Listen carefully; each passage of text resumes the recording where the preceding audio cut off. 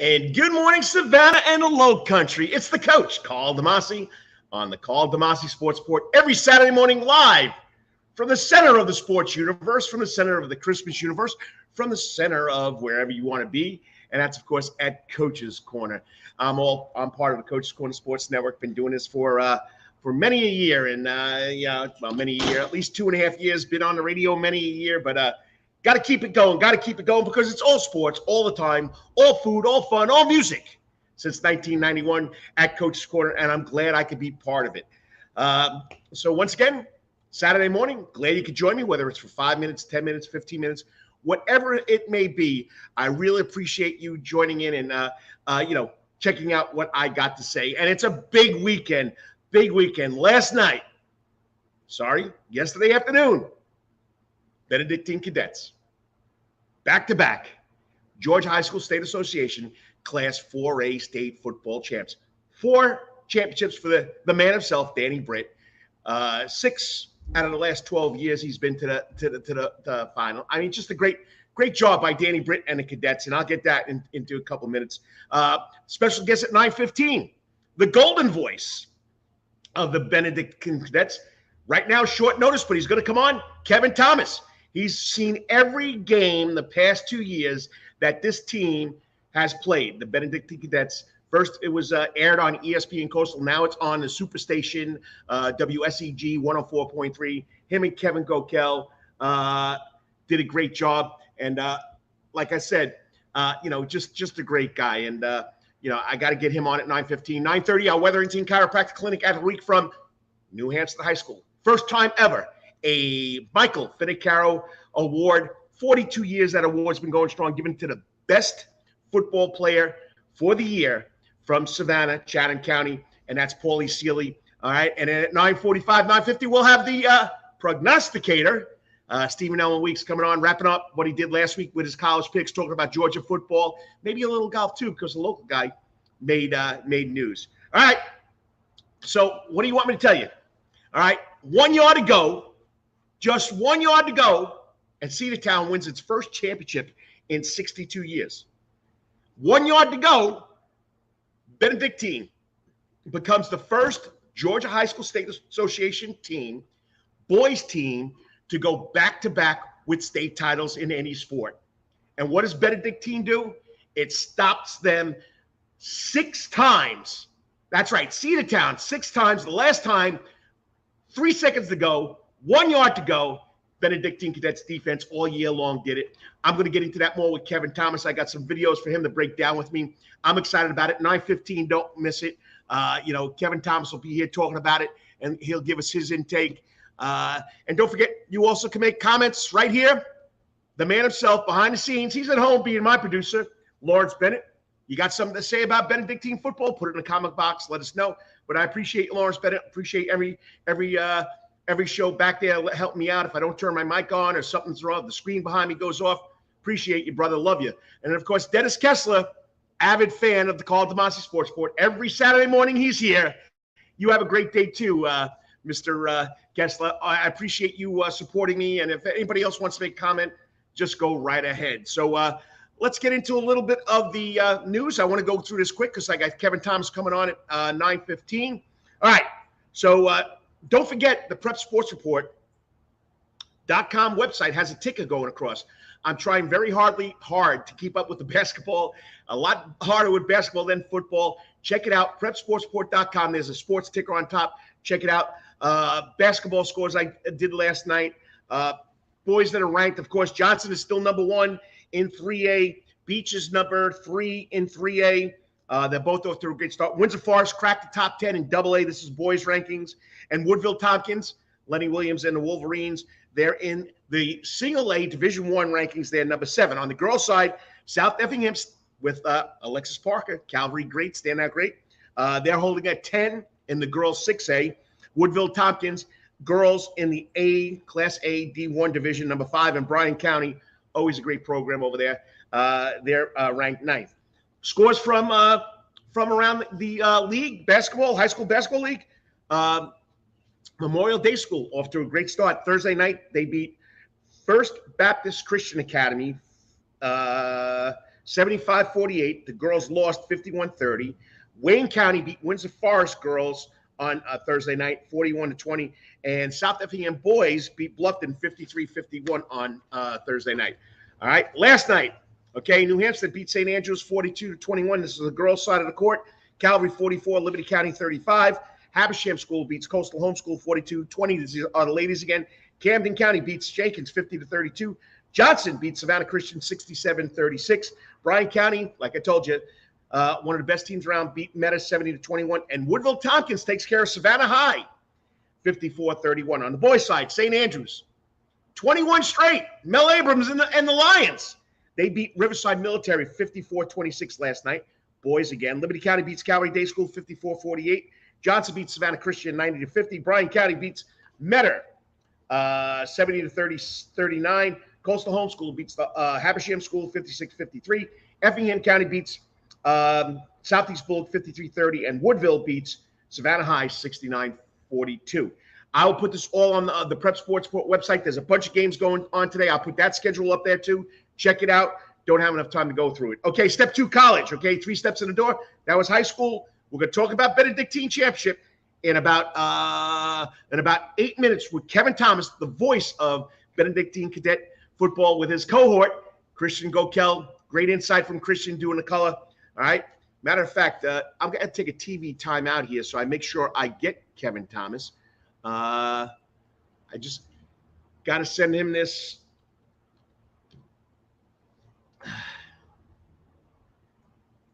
Okay. All right, let me come back to you guys. All right, so got to get that invite to him. So let's go on to step 2, college. Men's basketball at Savannah State, 4-3 overall, 2-1 in SEAC. Next game is Thursday against Miles, big SEAC game. South Sea Johnson alum, Elite Bowles, home, is the leading scorer for the Tigers at 16 points per game. He was named the SEAC Player of the Week last week. Then on the girls' side, Coach Baker, off to another undefeated start, 6-0, 3-0 in the SEAC, doing a great job.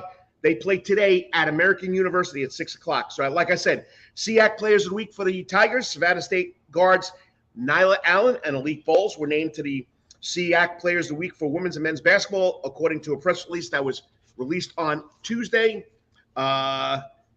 Bowles led Savannah State in all 3 games last week in a close loss to Central State on Monday. He put up 18. In the midweek win against Flagler, he put up a career high 40. And then he was 16 for 20 from the field, 5 for 5 from deep, 3 for 5 from the charity stripe. Against Clayton State, he had 12 points.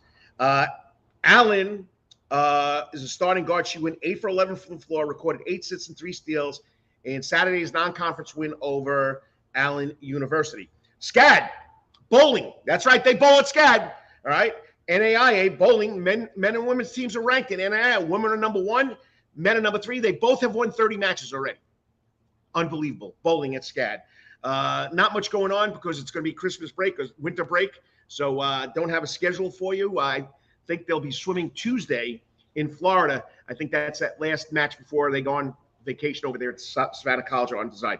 Professional basketball, Hawks are 3-7 in their last 10 games. They're 13-13. They're down to 3rd place in the Southeastern Division. They're 6th in the Eastern Conference. Last night in Brooklyn, they lose to the Nets, 120-116. Okay, Trae Young, 33 points, 9 assists. Bogdanovic rebounded, had a great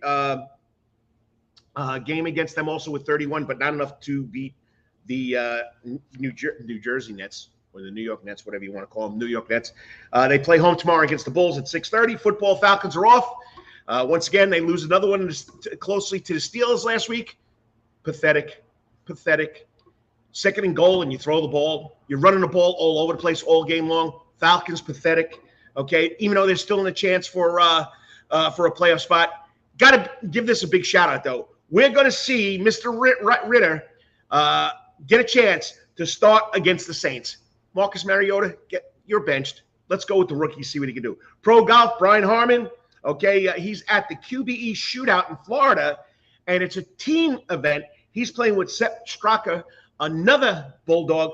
They're tied for 4th, 4 shots off the lead. Gene Sowers is off. He finished third in the Charles Schwab Cup. We have another Savannah golfer on tour, Timothy O'Neill. Tim O'Neill makes the 2023 PGA Tour Champion of Champions. He'll be there. He qualified. He finished third in the Q School tournament yesterday. You got to love it. Veteran pro.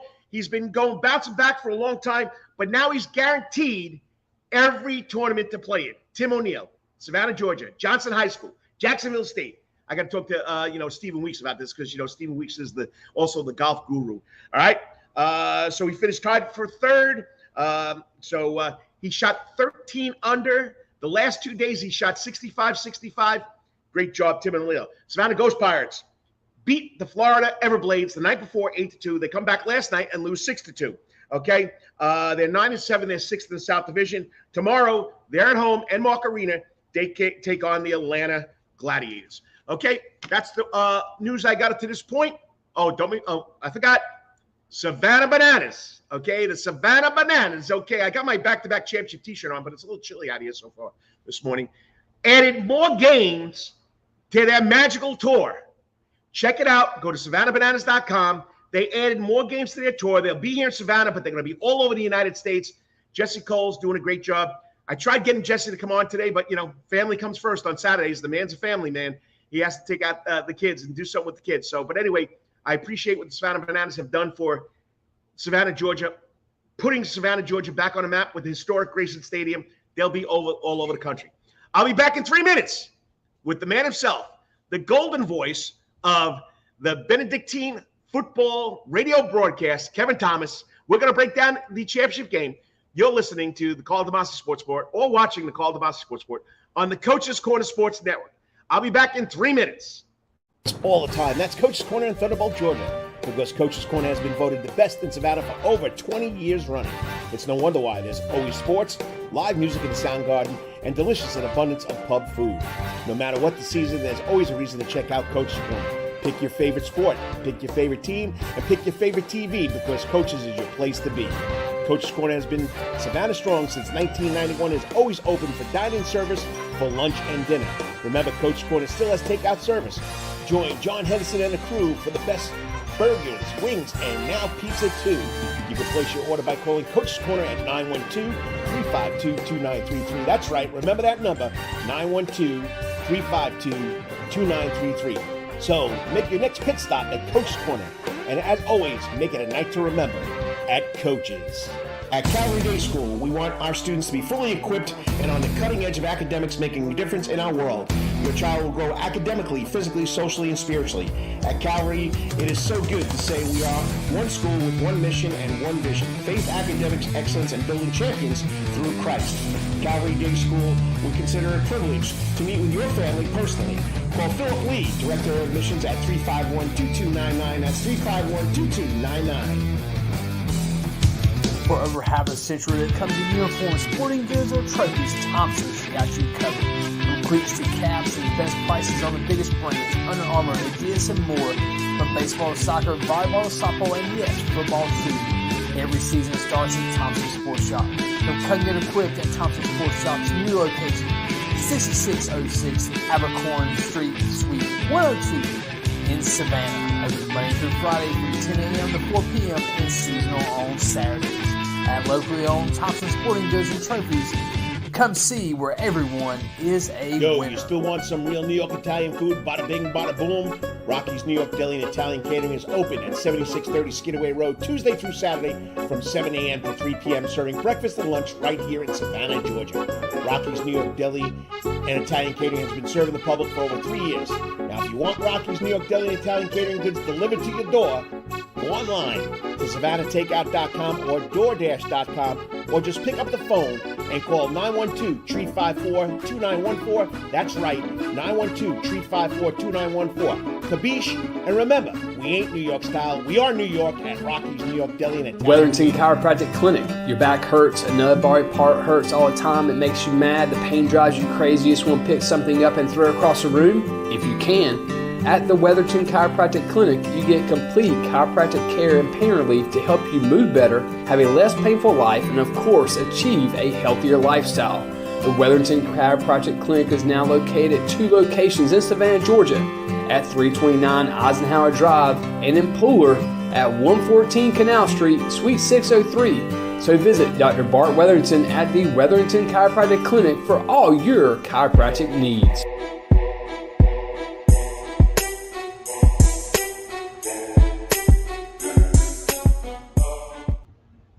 And once again, good morning, Savannah and Low Country. It's the coach, Karl DeMasi, live on the Soundgarden stage at Coach's Corner. Can you tell behind me?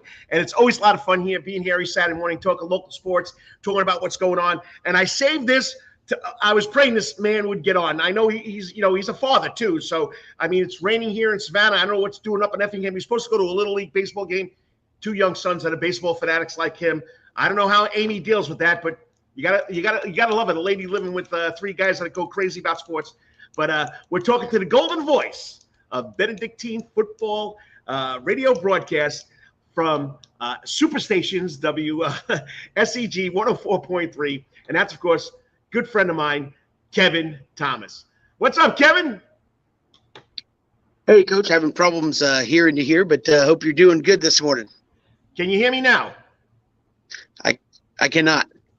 All right, let me try unmute my mic. Check 1 2 3 check. Check 1 2 3 check. Give me 1 second. I cannot hear you. All right.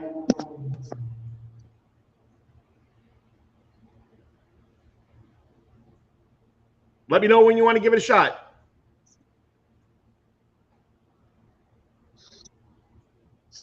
No luck? You want to try and rejoin again and see what happens? All right, we'll wait for them. But if you weren't paying attention last night, unbelievable.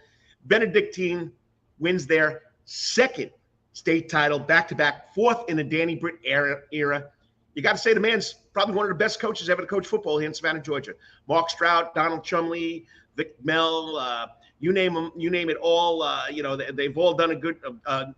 Coach Walsh, so we got some legendary football coaches here in Savannah, Georgia.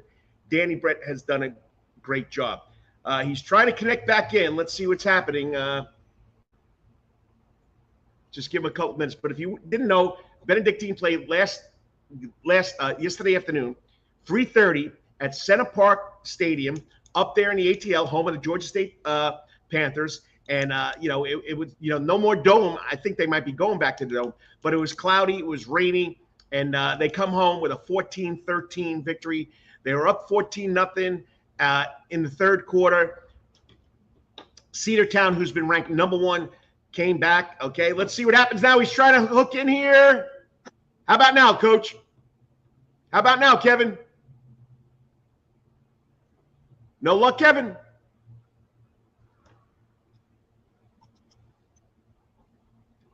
Check 1 2 3 check. Kevin, can you hear me? All right, he's moving now. Maybe he's trying to get better reception. Can't hear him. I don't know why. I can't hear him coming back to me. I can hear you. Why I have my volume turned all the way.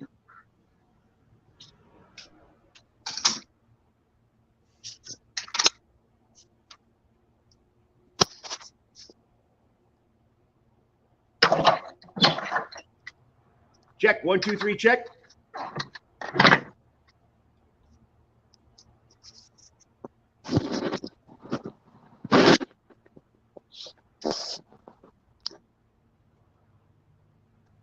Try check, it out, check, Kevin. check. I can hear you, buddy. I can hear you perfect. I can't hear you at all, Carl, but I apologize. I don't know what's going on with my phone this morning. I know you've done it before. You've never had a problem before with using StreamYard, right? I'm trying to read your lips. I don't know what's going on. I'm trying to work on it. I apologize. Yeah, I know it's tough. I don't know what else to say. I mean, you're good on my end. Good on my end. All right.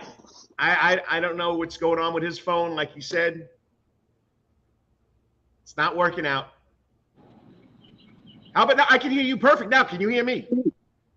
Now I can. Okay, here we go. Yes. Kevin Thomas. The voice, as I coined him, the golden voice of Benedictine football. When we used to do the Friday night broadcast together, we had the golden arm Stevie Powers from Benedictine. Right. And I named you the golden because you came into one broadcast and the vocal cords were hurt. I said, Kevin, those golden vocal cords can't be going out on me. Yeah, no, I mean, it's, I'm glad I can hear you now, Carl, but, I've been doing high school football for a good while, man. And it's always fun to get out and watch the local kids. And I tell people all the time, you do this for so long. And I know you know this as well, that you get, you start watching on Saturdays. You go, I remember watching him play, calling his game. I remember calling his game. And so you look around on Saturdays and you see kids from the 912 area that you remember watching in high school football, and now they're playing on the next level stage. It's a lot of fun to kind of watch that progression. Even some you've seen that are now playing, at the professional level. So, yesterday was a lot of fun. And I was telling Christian after that might be the best game period I've done. I've done a couple. I did a couple basketball games when I was younger in my career that came down to, I think, a shot at the buzzer in a tournament. I did, Kwame Brown and Glenn Academy in the state semifinals that came down to overtime, I believe, in that one, and that was fun. But yesterday, man, that was a great ball game. And I'm going to set the picture for everybody, okay? And Kevin knows this. I was dying yesterday. 3:30 football game. I had to be at basketball practice. So the first half I got, because we didn't start till 4:30. So, of course, we went in, we did our film session, we came out, and I put my phone on the desk, and I kept on checking back and forth, and it was a minute to go in the game, and it was 14-13, so I put the volume on. And I said to the girl who's my manager, I said, let me know the score. So, went back to practice, but next thing I know, I said, I know that voice anywhere, and it doesn't matter where it is, but, I mean, you were jumping out of the phone. It was unbelievable. I mean, have you ever... like you said, you've never done a game 6 tries to get 1 yard. And that I've been saying it all along on my podcast with Travis John. I tried to live up to PJ Zuko's high school first look. I really did. I mean, I don't know how the kid did it, but it's very tough. But I said the defense is what's going to win this for Benedictine this year. Offense is good. Special teams is going to be the difference. And it was for Cedartown. But did you know they I think they missed they made 69 out of 85 extra points this year, came down to a missed extra point. But that defense for BC this year was better than last year. And you've been saying it all along.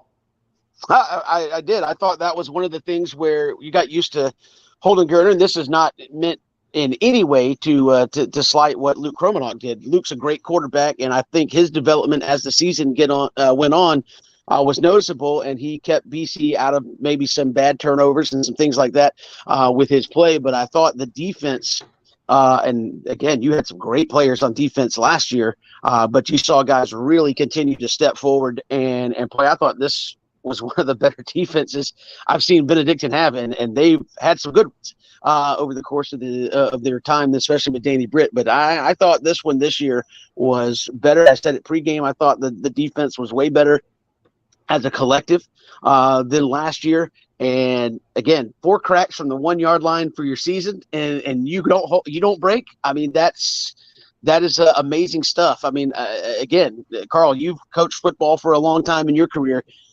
You have a 5'11", 255-pound running back from 1 yard. I'm giving it to him every time. And he had gashed them in the second half, and they held when it mattered most. And that's just unbelievable stuff. As Christian said, nobody believed but the 11 guys on the field that game wasn't about to go sour. Look, I think that's one of the more unbelievable things, because in football nowadays, especially with the team that power runs the football, you're like, your whole offense is based on the fact that we can get 1 yard whenever we need it, right? Yes. I mean, when you run the ball like that and you couldn't get it on 4 cracks, that was amazing. Especially when you got a 6 foot, 250-pound fullback. I mean, So, all right, quickly. First play I want you to look at. You haven't seen this. We haven't seen this in a long time. But Danny Britt and A.J. DePhillips pulling the tricks out of the bag. It's 3rd down and 4. This is going to be a pass. Wide open. Touchdown, Benedictine. Benedictine. Great call. Yeah, that was amazing. I think it was a great play because it looks like a lot of their other plays. They run a lot of that motion and jet sweeps out of that stuff, and you give it to Houston Jackson, who's your backup quarterback, and it's easy because you have so many guys that can do a number of things to forget, oh, yeah, Houston's a backup quarterback. And I thought Wright called a good time. And to me, Carl, that to me comes down to great coaching. AJ DePhillips and Danny Britt, and you say, well, why is it great coaching that they called a trick play? Because you had done nothing offensively. Yeah. And I think you look at it at that point in the game where you hadn't done a whole lot, and I think you start asking yourself, how many times are we going to get down here with a chance to score? We need to make it count. And you ran, the little jet sweep, and you pull up and throw it behind the defense. I thought that was a tremendous call at that stage of the game. Got you the lead. Offensively in the first half, you had really done nothing, and I think it's easy to fall in the mindset of it took us all half to get down here to try something. We got to make it count, and they did. All right, if you're just tuning in, it's the coach Karl DeMasi on the Karl DeMasi Sports Report, breaking down Benedictine's championship game last night or yesterday afternoon with the golden voice of Benedictine Cadet football, Kevin Thomas, formerly ESPN Coastal, and now doing the games on WSEG. All right. Now, if this wasn't sheer determination, Kevin, I mean, we've had what do I want to call it? A corral of running backs over there at Benedictine. Mm-hmm. But Rashawn Matthews, watch this one. 1st and 10 now from the 12. Great opportunity for the Cadets here to start this quarter. Matthews got the pitch, follows his blocks. Matthews, touchdown, Cadets. Another running back that, I didn't hear much about Rashawn Matthews all season long. No, not at that spot. And I think that's something that, to me, kind of, again, goes to the credit of AJ DePhillips and the offensive coaching staff believing in your personnel. That's a play. That's not a trick play. We've seen Benedictine run that play 10,000 times this year. It's usually Zaquan Bryan or, Ack Edwards when he was healthy. That's a play that we've seen them run, just not with him. And so I think so much in football, this, Coach, you start looking at personnel groupings, and you see Rashawn back there and you go, okay, they're probably, going to try to get us looking somewhere else. And, again, when your number's called, he stepped up in a big way. And I think Chris and I both have thought, Rashawn's got a big future in football. He just happens to be on a roster where there's 3 or 4 guys that are, and again, that happen to do. But when he gets his opportunity, seemingly he steps up almost every single time he's given that opportunity. So I was excited for him to really step in there and get that opportunity. And again, yeah, that's determination, that's effort. And that's what, if you can't give those 2 things, you're probably not going to play for Danny Britt very long, I would imagine. All right, last one. I want you to reenact this for me.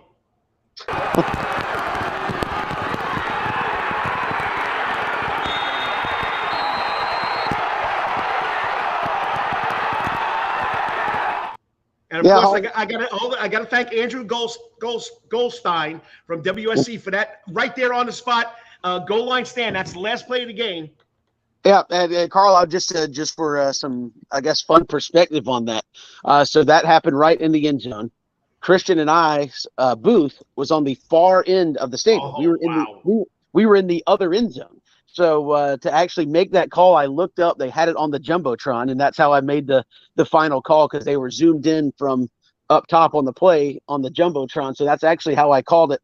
Was off the Jumbotron because they were all the way at the other end of the stadium. But yeah, I mean that was just a stellar end to the football game. I told somebody, I was talking with somebody from BC after the game, and they said, "I can't wait to hear what your call was." I said, "I don't know what I said, but I hope it was good." It was good because in the moment we were all you get caught up in the game just like the fans and the players do. And, when you've covered a team now for 15 weeks and really 15 weeks for 2 years consecutively, you get to know the players a little bit. You feel that ride with everybody else.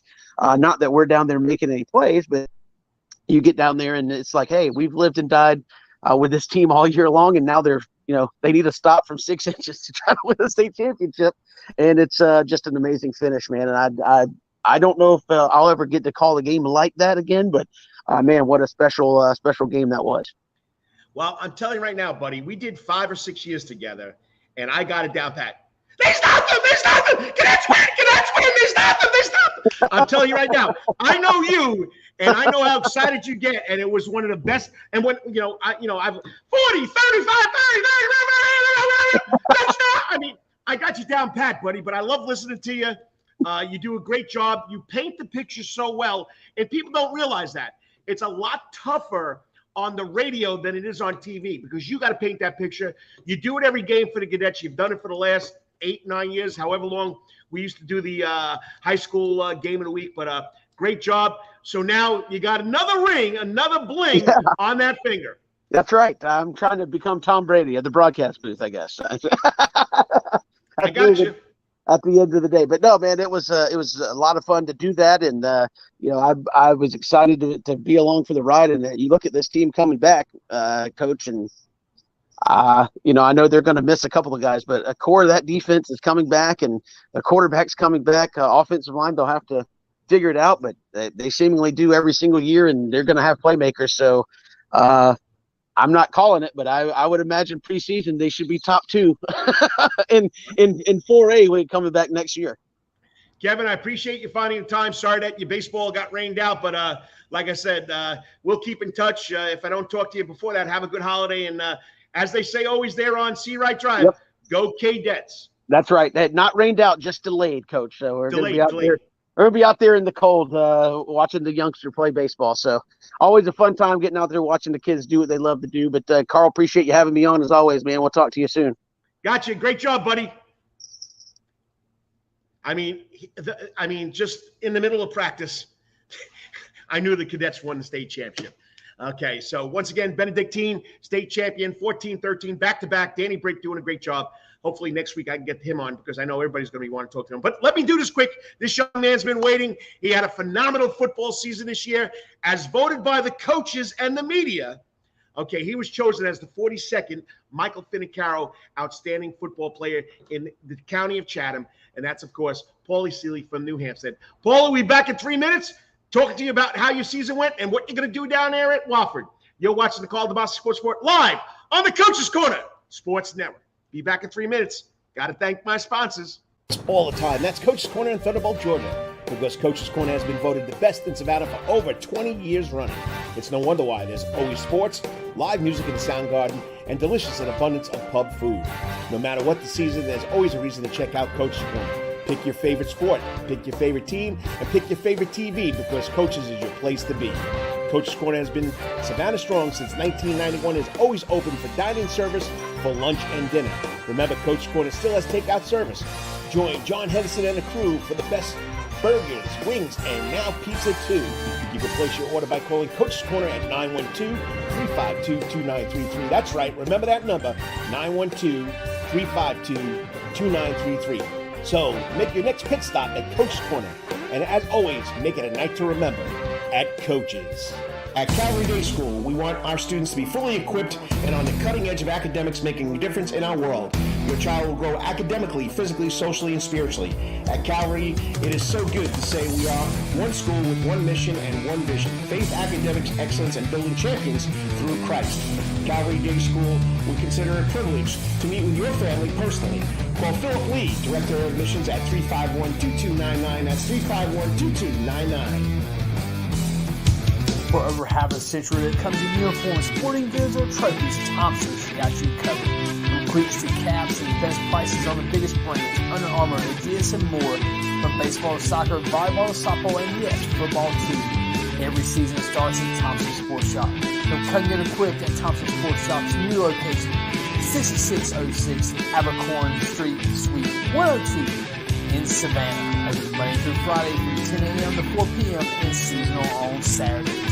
At locally owned Thompson Sporting Goods and Trophies, come see where everyone is a winner. You still want some real New York Italian food? Bada bing, bada boom. Rocky's New York Deli and Italian Catering is open at 7630 Skidaway Road, Tuesday through Saturday from 7 a.m. to 3 p.m. serving breakfast and lunch right here in Savannah, Georgia.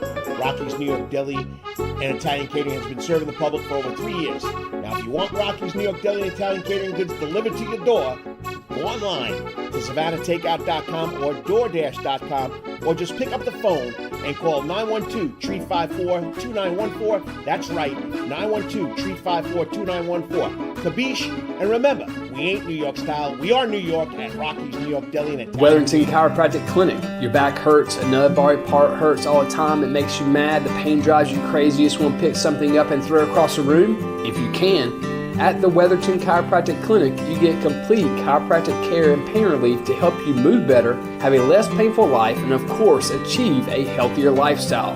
The Wetherington Chiropractic Clinic is now located at 2 locations in Savannah, Georgia, at 329 Eisenhower Drive and in Pooler at 114 Canal Street, Suite 603. So visit Dr. Bart Wetherington at the Wetherington Chiropractic Clinic for all your chiropractic needs.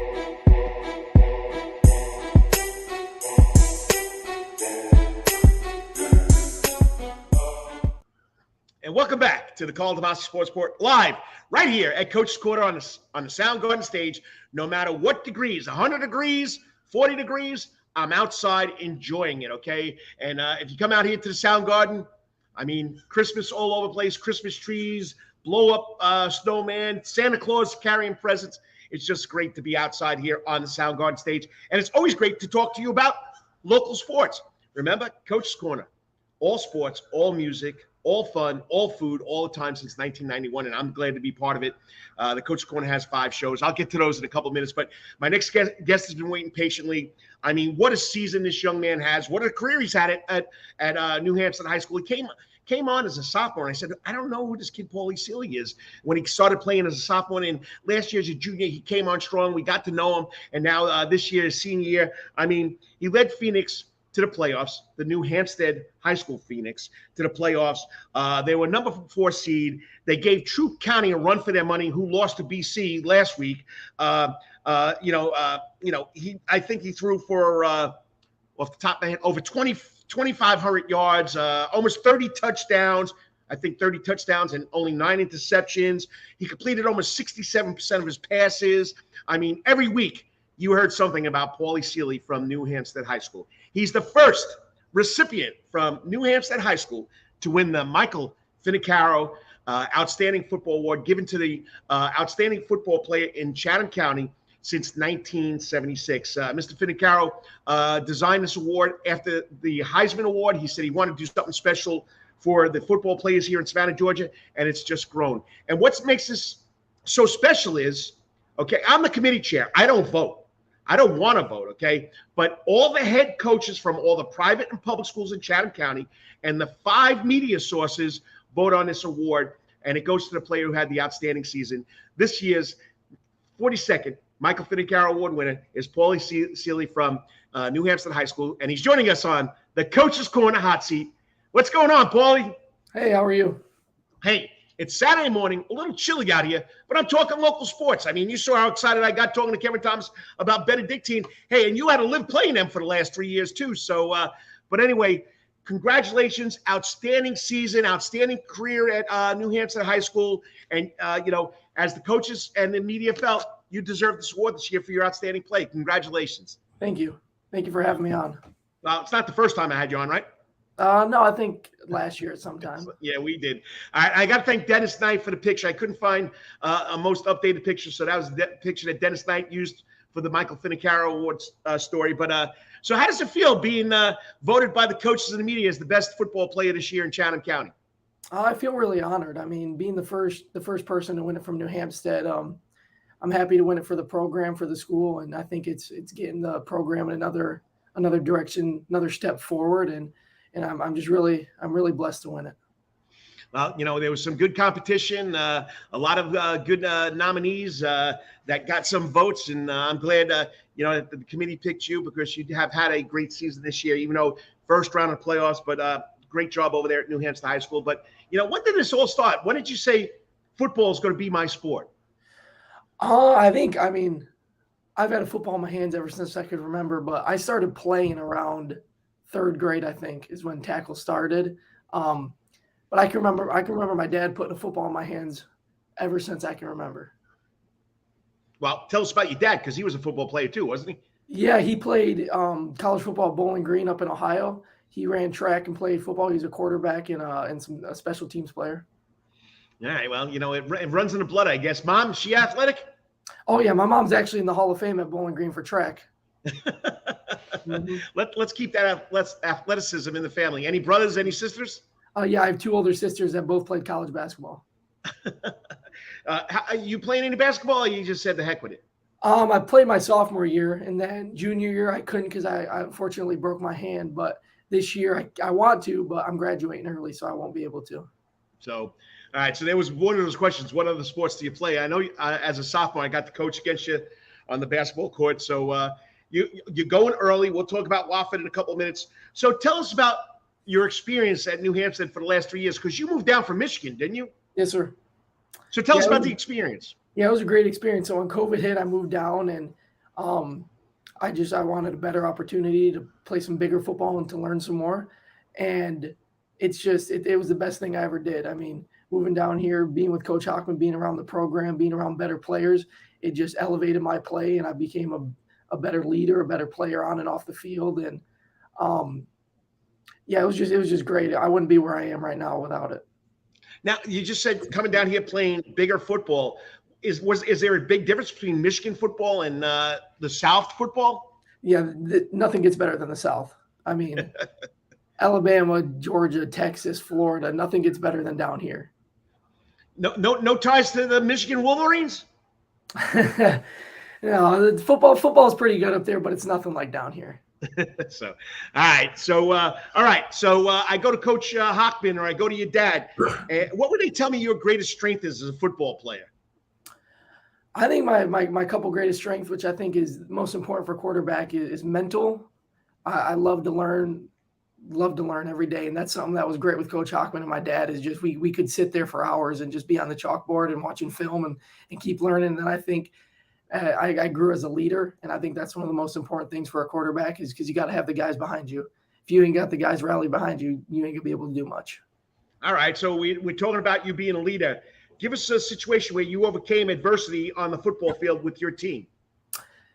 So this was more in the summer. I haven't really shared this, but early June, I ended up breaking my foot. So I was sidelined all of June and July. So I ended up becoming an extended coach, and I was just helping the team in any way I could. And I actually came back 1 week before the scrimmage against Calvary. So I was sidelined most of the summer. Wow. Yeah, that's overcoming adversity right there, not knowing whether you're going to play your senior year or not. So you got to work hard to do that. And, you've had probably one of the most respected coaches here in the state of Georgia. Okay. And that's Coach Hockman. Tell us about what Coach Hockman has meant to your career. Yeah, he's meant a lot. I mean, him and my dad are the two main people that just push me and elevated my play. And Coach Hockman he turned New Hampstead around. It's a great program, and they don't only focus on the field stuff. I mean, every day we're doing stuff to become better men, and we're talking about God and just all that stuff. He's just really had a big impact, not only on my life, but I know on all everybody on the team. No, he's a great guy. I love talking to him. Tried to get him over to come to the Islands job, but it never worked out. So that's how I feel he wound up in New Hampstead. But I mean, Islands loss is your guys' gain. So being named the best player in Savannah, Chatham County, what does that mean to you? Yeah, like I said, I think it means a lot to me, but just more for the program and for New Hampstead winning it for them. I mean, I still couldn't believe it when I heard that I was the first to win it.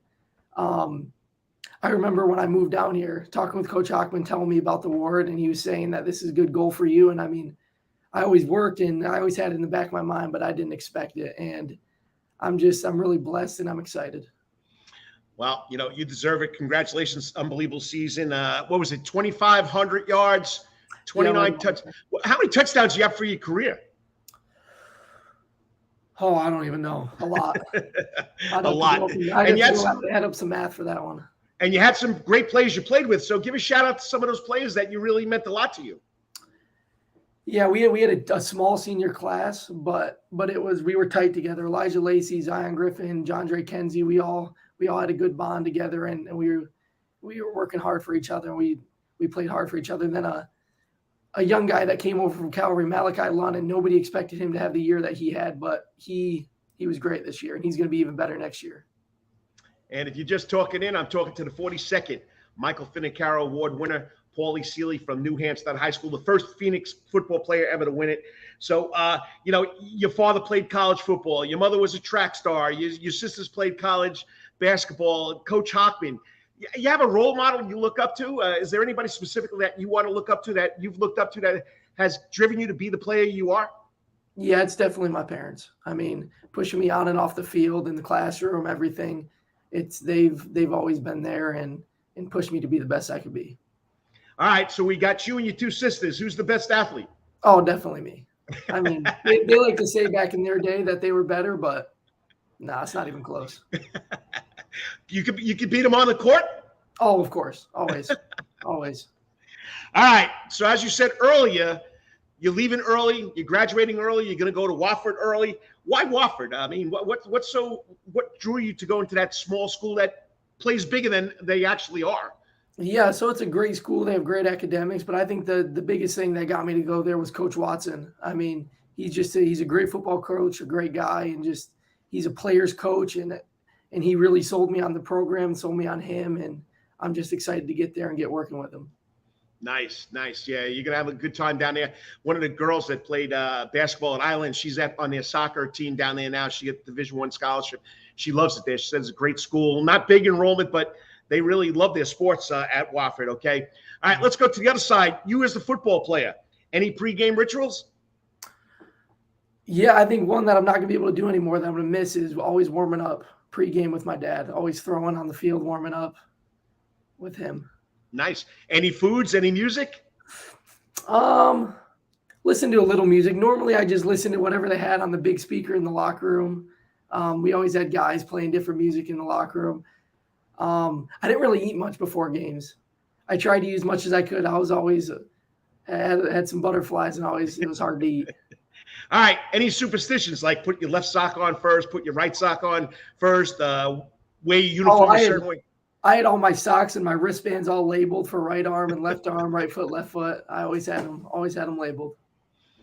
All right. Once again, your experience at New Hampstead High School, besides the football program, the academic program, tell us about the experience being there for 3 years. Yeah, when I moved down, it was different, but I was excited to get in a different kind of a school, and I worked hard, and I ended up leaving with a 4.0. They got a great teachers over there, and it was a great experience. I'm really going to miss the school, but on to bigger things now. And you just said it. So you're going to Wofford to play football. Any specific vocation, job that you're looking to do besides playing football? Oh, I know. As soon as I'm done, I'm going to get into coaching. That was a quick answer. So I've known that forever. All right. Anything you want to tell that New Hampstead community before you get out of there? I'll just thank you guys for accepting me, and I'm happy I could do everything I could and get the award for the school, and just thank you. Well, Pauly, it's been fun watching you. When you came out on as a sophomore, because I was doing the radio games, I said, I never heard of Pauly Seeley, but you impressed a lot of people. Your last 2 years have been great. And to win the 42nd annual Michael Finocchiaro Award is a feather in your cap. You deserve it. Good luck at Wofford. And I'll be seeing you pretty soon. I got to give you something that goes along with that award. Thank you. Thank you for having me. And go Terriers, right? Oh, yeah. Go Terriers. Thanks, Pauly. Have a good one. Thanks. You too. I mean, just a good kid. He's driven. Family's driven to, keep him on track. And, besides every great kid, every great student, you have great parents that, assist these kids to get where they're going. He's going to Wofford early. Pretty tough. Pretty big academic school, too. All right. Well, next up, I know, Stephen, I always mess this up. The prognosticator. All right. Last week he went 3-2. He's still way over the 500 mark. Pretty impressive this year with his picks. He's at 28-22. Not bad. Okay, and we're going to talk about the bowl season, talk about Georgia, and maybe he can give you some insight on Tim O'Neill finally making a PGA Tour. We'll be back in 3 minutes with the man himself. It's the week's picks on the Karl DeMasi Sports Report. Stay tuned. We'll be right back. All the time. That's Coach's Corner in Thunderbolt, Georgia. because Coach's Corner has been voted the best in Savannah for over 20 years running. It's no wonder why there's always sports, live music in the sound garden, and delicious and abundance of pub food. No matter what the season, there's always a reason to check out Coach's Corner. Pick your favorite sport, pick your favorite team, and pick your favorite TV because Coach's is your place to be. Coach's Corner has been Savannah strong since 1991 and is always open for dining service for lunch and dinner. Remember, Coach's Corner still has takeout service. Join John Henderson and the crew for the best burgers, wings, and now pizza too. You can place your order by calling Coach's Corner at 912-352-2933. That's right, remember that number, 912-352-2933. So make your next pit stop at Coach's Corner. And as always, make it a night to remember at Coach's. At Calvary Day School, we want our students to be fully equipped and on the cutting edge of academics, making a difference in our world. Your child will grow academically, physically, socially, and spiritually. At Calvary, it is so good to say we are one school with one mission and one vision: faith, academics, excellence, and building champions through Christ. Calvary Day School would consider it a privilege to meet with your family personally. Call Philip Lee, Director of Admissions, at 351-2299. That's 351-2299. For over half a century, when it comes to uniforms, sporting goods, or trophies, Thompson's got you covered. From cleats to caps and the best prices on the biggest brands, Under Armour, Adidas, and more. From baseball to soccer, volleyball to softball, and yes, football too. Every season starts at Thompson Sports Shop. From cutting and equipped at Thompson Sports Shop's new location, 6606 Abercorn Street, Suite 102 in Savannah. Open Monday through Friday from 10 a.m. to 4 p.m. and seasonal on Saturdays. At locally owned Thompson Sporting Goods and Trophies, come see where everyone is a winner. You still want some real New York Italian food? Bada bing, bada boom. Rocky's New York Deli and Italian Catering is open at 7630 Skidaway Road, Tuesday through Saturday from 7 a.m. to 3 p.m., serving breakfast and lunch right here in Savannah, Georgia. Rocky's New York Deli and Italian Catering has been serving the public for over 3 years. Now, if you want Rocky's New York Deli and Italian Catering goods delivered to your door, go online to SavannahTakeout.com or DoorDash.com, or just pick up the phone and call 912-354-2914. That's right, 912-354-2914. Kabish, and remember, we ain't New York style. We are New York at Rocky's New York Deli and Italian. Wetherington Chiropractic Clinic. Your back hurts, another body part hurts all the time. It makes you mad. The pain drives you crazy. You just want to pick something up and throw it across the room. If you can, at the Wetherington Chiropractic Clinic, you get complete chiropractic care and pain relief to help you move better, have a less painful life, and of course, achieve a healthier lifestyle. The Wetherington Chiropractic Clinic is now located at 2 locations in Savannah, Georgia, at 329 Eisenhower Drive and in Pooler at 114 Canal Street, Suite 603. So visit Dr. Bart Wetherington at the Wetherington Chiropractic Clinic for all your chiropractic needs.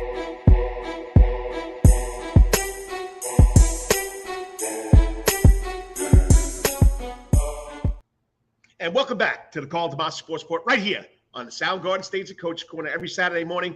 And it's always a lot of fun talking sports all the time.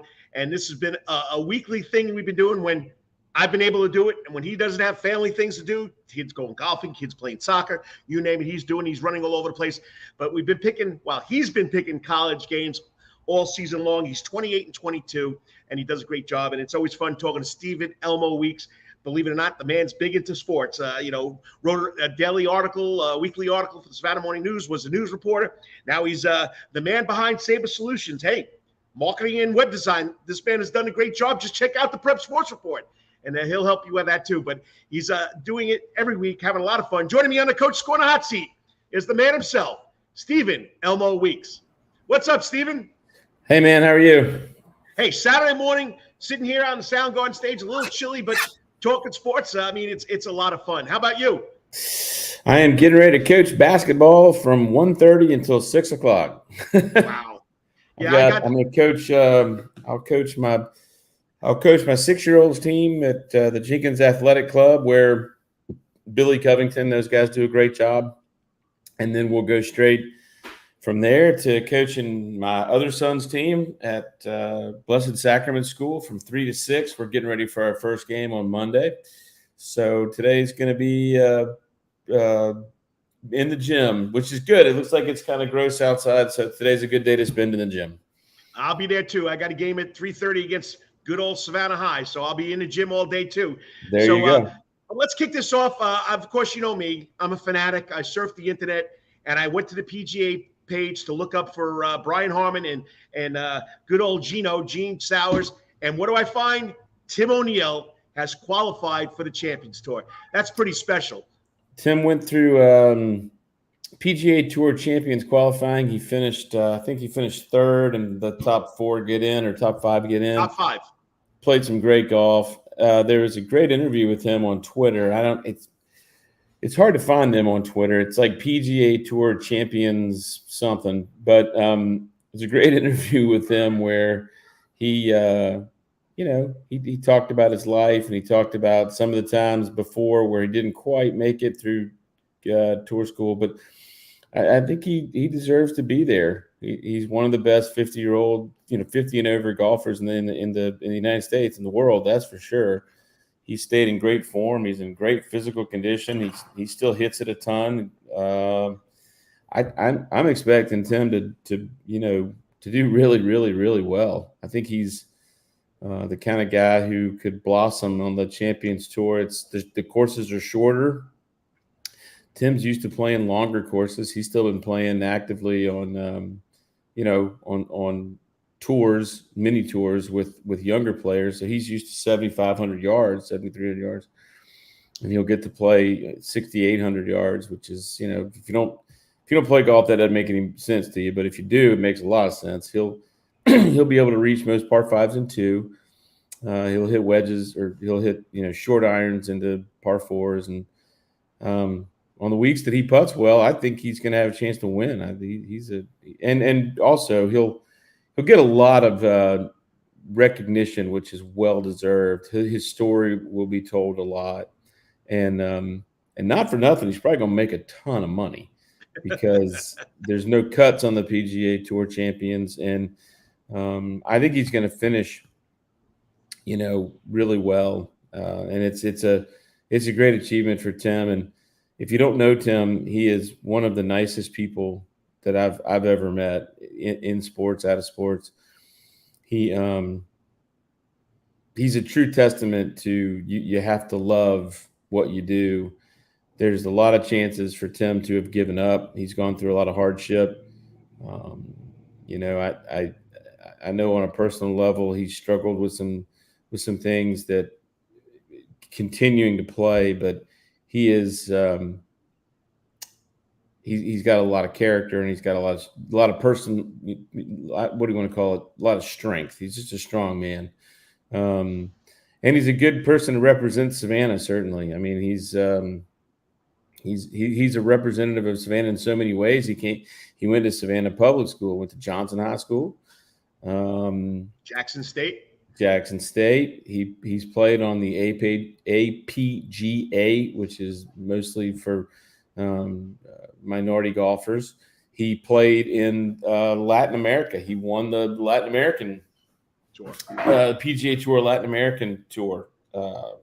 So he's done a lot. I think people who only casually follow golf probably don't realize how much Tim's done over the course of his time in golf. He's got to have 50, 60 wins on different tours and different places, different countries, different continents. He just a wonderful guy, just a really, really good guy. Yeah, he's never walked away. When I was covering for radio, I was doing at the landings. And he was there, always talked to him, always willing to talk. I mean, and if I could say one word about Tim O'Neill, perseverance. Yeah. Thing, the landings, was probably one of the harder things he's ever gone through. He was playing so well and just totally collapsed, and never shied away from it. Just said the things that you say. Look, I didn't get it done. I wasn't good enough.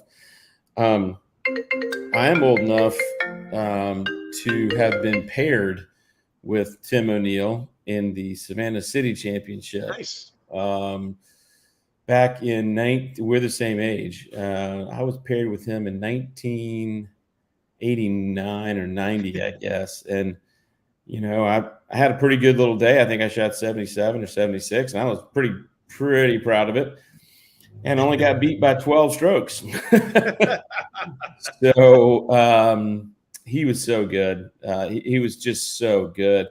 He was, he didn't get talked about as much as some of the other contemporaries in his, that played with him, like a Michael Butler, Chris Templeton, Tim Mahoney, Kevin Halligan. There were a lot of good players around here around that time. But Tim was really, really, really, really good. And if you talk to those guys, if you talk to especially Templeton or Michael Butler, they'll tell you he was good. He was the best. So great to see that for him. I didn't get to watch it. It wasn't on TV or anything. I knew it was happening. I was following it. The PGA Tour Championship, that really, to me, doesn't get quite as much recognition as it should. It's still really, really good golf. And anyway. All right. Well, we got one comment. Your friend's listening again this week. Okay. Oh, Chip. Chip. Yeah, Chip and Timmy are close. They're good friends. And I think everybody who knows him, members of the Landings, the Savannah Golf Club, Bacon Park. Tim plays Bacon Park a lot. He's one of the let's see, got beat by 21. Yeah, Chip and I had the same experience. I played with Tim at the Oglethorpe Invitational when it was still played at Southbridge. And I want to say he shot 62 or 64 or some crazy number like that. And I mean, everybody just couldn't believe it. It was because the other scores, even good players, were shooting 75s. The course at that time was really long for everybody. And I remember, I think I maybe birdied 18 to break 80. I think I shot 78 or 79, and I felt really good about it. And people were feeling pretty good about their 74s, and I feel like he shot 64, and it was just like, this is not the same game. We're not playing the same game. And never have been. He's still like that. He practices a lot at the Savannah Golf Club, and I have my son Jack watch him sometimes. It's to watch him practice at 50, man, it from a distance, he looks like a 28-year-old, 29-year-old just out there doing his thing. He's in great shape. His golf swing is so just unbelievably perfect. Anyway, I'm proud of him and I'm happy for him. And I love the guy. He's just a great guy.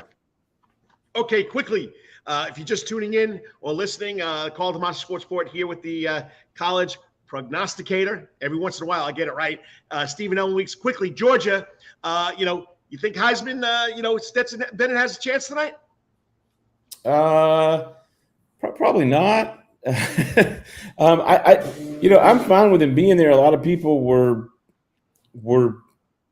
upset because Hendon Hooker had such a great year, and look, I'm not really a Heisman guy. I don't really understand the Heisman. Like, is it the best player in the world? I mean, I would say that if you're going to vote for the best player, why is Will Anderson not there? There's a lot of, why is Brock Bowers not there? There's a lot of really good, like, better players that aren't there. So I don't really understand the Heisman too much. It's really just kind of a statistics thing, or I don't know. Whoever's voting for it, I don't know what they're watching, but no, I don't think Stetson's going to win it. It's cool that he's there and he's handled it really well. He's been super classy and super, cool. Like, he's represented Georgia really well. But no, I don't think he'll win it. If he does, that'd be really cool. But I'm guessing maybe like CJ Stroud or I don't even know. The strange thing to me is, like, having watched as much college football as I've watched this year, I think the best individual player that I have seen is probably Jalen Carter at Georgia. He hasn't played the whole season. He was hurt. He's probably the best single individual player that makes more plays than anybody else. And then other than that, Michael Penix at Washington, it was impossible to defend. They did lose a couple of games, but he threw for over 300 yards, I think, in every single game. So anyway, I don't understand the Heisman. I don't think it makes any sense. I think it's almost like the candidates are decided before the season and people just go. So I don't even watch it. I won't watch it tonight. No, I won't watch it either, but I think it's pretty cool. He did. I will say he won a really cool trophy. He won a trophy. I think it's called the Burroughs, the Burlington, or something like that. That for former walk-ons to that's cool. Like I thought that was cool. But no, the Heisman thing to me is kind of a joke. It does whatever. It doesn't. I mean, look at the guys, and the guys who win the Heisman, they don't usually pan out in the NFL. They're not really the best player. Like do I think CJ Stroud is the best player? No. He's probably in the top 30, 20, but he's not the best player. There's Caleb Williams is awesome. I love watching him play. If I had to vote, I'd probably vote for Caleb Williams. But again, that's also subjective because he's playing against defenses that aren't very good. And so how good is that? I thought except for like one or two games, Bo Nix was awesome. I mean, he lit it up. Right. And Hendon Hooker, yeah, he played poor. He didn't have a good game against Georgia, and he got hurt. But man, the numbers that he put up, he single-handedly resurrected the Tennessee program. So I'm not even sure the right people are there. I don't know why there's only 5 there. That doesn't make any sense. I don't know why you can't have, I don't know why you can't have defensive players there. That doesn't make any sense. The whole thing just doesn't make any. The whole thing just doesn't make any sense. And avid listener here, watcher Brandon Bain, Robinson from Texas, and Croman from Michigan. One of them deserved. Yeah, Bijan Robinson. You can't tackle that guy. I mean, he runs for 100 and some odd yards every single game. Corum, he got hurt. Unfortunately, didn't get to play the most high-profile game. That's a shame. But yeah, he was awesome. I guess Duggan is up there. I might vote for Duggan. TCU. TCU was pretty terrible last year. They got a new coach, and then Duggan wasn't even the starting quarterback coming out of fall camp, and all of a sudden he's a Heisman candidate. So, like, again, is Max Duggan the best football player in the country?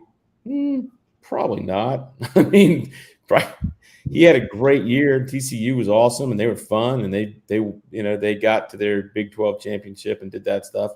And that was so cool. But is he better? I don't know. Talk about the TC quarterback. Stetson and Lamar are all the same age. Wow.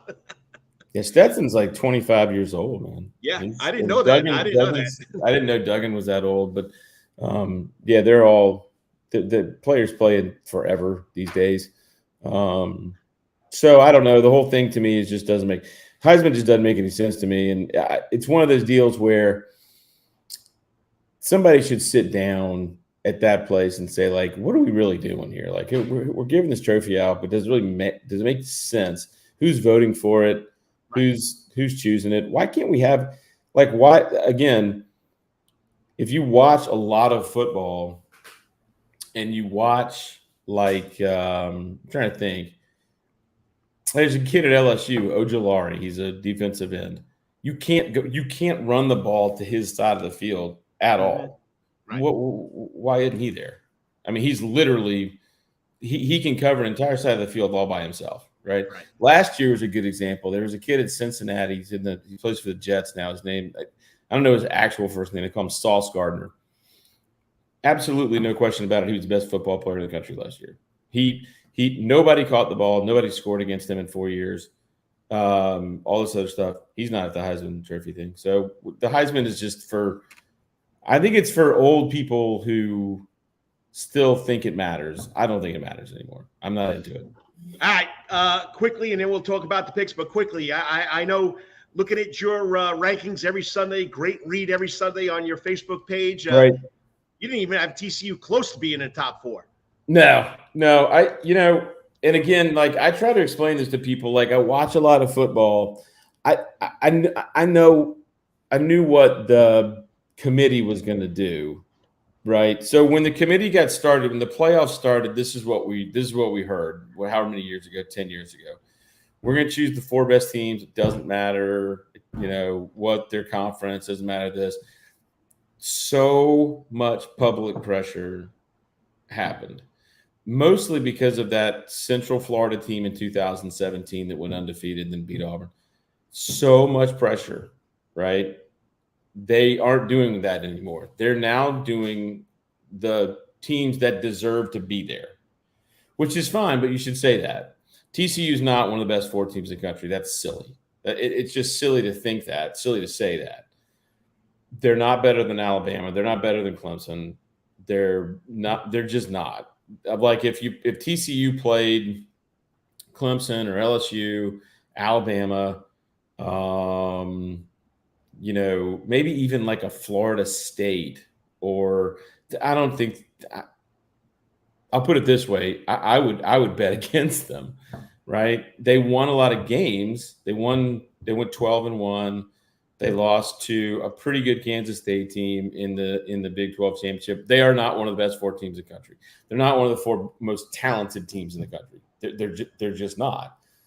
They had one of the best 4 seasons up in the country. They came back and won a lot, sometimes against pretty bad teams, like teams that are like 4-7. I think Iowa State had them beaten, and they came back and beat those guys. And that's awesome, and they're a great story, but they're not one of the 4 best teams in the country. Michigan's going to house them.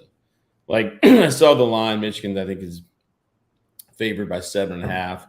They're going to cover that easily. Michigan's going to beat them, I don't know, 31-14 or something. It's not going to be good. But Michigan essentially gets a bye in the first round. So when I look at rankings, like the 4 best teams that I saw, and I know like it's compulsive. I watch so much football because, first of all, I love it. Secondly, we talk about it all the time, so I want to be informed.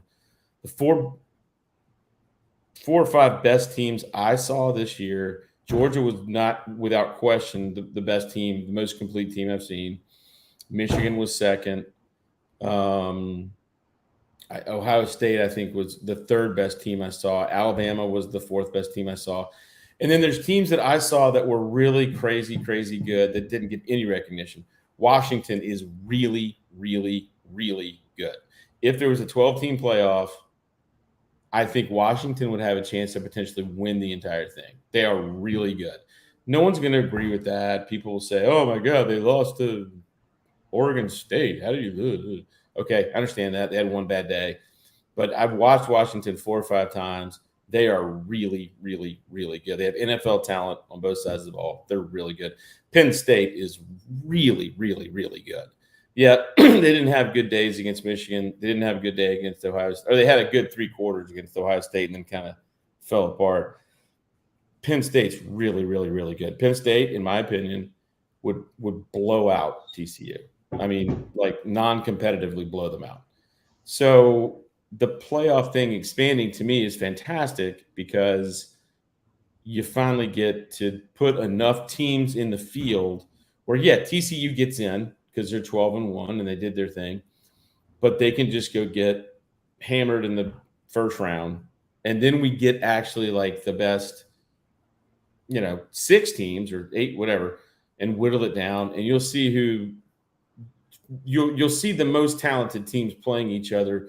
Because, a lot of things impact over the course of 15 weeks. There was injuries and then, Ohio State almost had a weird situation, right? They went to Northwestern, the wind's blowing literally 70 miles an hour.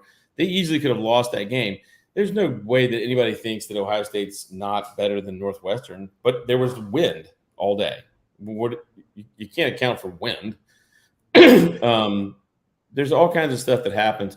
But as far as the best teams I saw, I think TCU, it's great they're there. They're going to get blown out, just like Cincinnati got blown out. Right. And, okay, that's fine.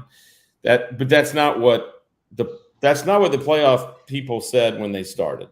Right. They changed after 2017 and 18 because everybody whined. Everybody whined. Oh my God, you can't get in. It's not fair. It's not fair. Sports aren't fair, man. If I'm 5'11". If I was 6'3", I probably could have played legitimate college basketball, but I'm not. I'm 5'11". Right. Okay, that's not fair. I just don't know when. I don't know if they sat down and talked about it, Carl, and said, all right, we're going to change. We're going to put the 4 best teams in. We're going to put the 4 teams that had the best seasons in. And you could even debate that a little bit. Like, did Ohio State really have a better season than Alabama? Really? I mean, the Big Ten is pretty weak. There's not very many good teams there. They got the ball bounced their way a lot at Penn State in the fourth quarter. The score ended up being lopsided, but if you watch that game, Penn State pushed them around pretty good for a while. Michigan blew them out at home. Are they really better than Alabama? Really? I mean, Alabama lost by 4 points to Tennessee at night in Knoxville in front of at least 110,000 people going bananas. Hendon Hooker was playing. And then Alabama loses by a point at night in Death Valley, which notorious place to hard to play. They commit. I mean, is Ohio State really does anybody really think that if Ohio State and Alabama get on a neutral field, Ohio State's just going to walk away with that? No, that's crazy. Not going to happen. Alabama's better. Again, Alabama's better than Ohio State. I mean, you can disagree with me if you want, but Alabama's a better football team than Ohio State. A healthy Alabama, a healthy Ohio State, Alabama's A game, Ohio State's A game. Ohio State's going to lose the game. They've proven it over the last 10 years. When they play each other, they lose. Clemson's the same way. If Dabo Swinney wasn't so stubborn, if he had benched DJ, I'm not going to try to say his last name. The big DJ. If he had benched him midway through the season, Clemson would be undefeated, and their defense is probably, other than Georgia, the best defense in the country. They are one of the 4 or 5 best teams in the country. But with DJ, they're terrible because he's terrible. But if they had played Cade Klubnik early in the season, let him get going, let him get comfortable, Clemson would also be in the mix for this best 5. So, the whole thing's a little weird. It's not – you got 2. I mean, Georgia and Michigan are going to hopefully play each other, and then so you'll have the 2 best teams playing each other, which, again, is funny because that's back in the BCS. Right. Most of the time you got the 2 best teams playing each other. Mm-hmm. The people complaining really wouldn't have had much of a chance to win. So I hope we get Georgia versus Michigan. Ohio State obviously can beat Georgia. TCU is just going to get destroyed. I mean, they don't.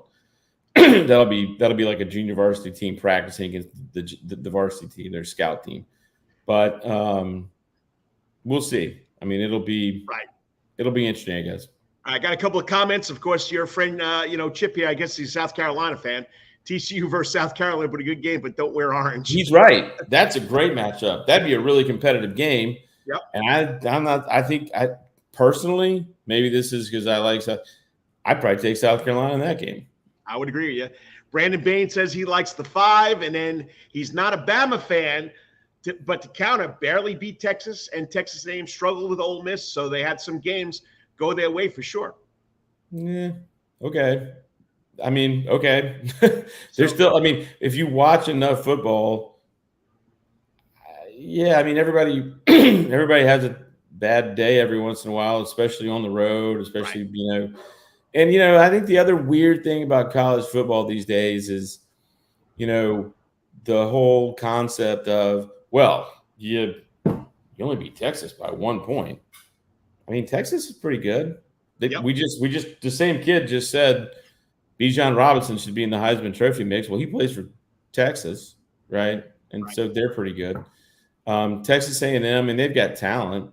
And I think at the time Alabama had some injuries on the offensive line, and maybe where they were a little bit hungover from playing a tough schedule.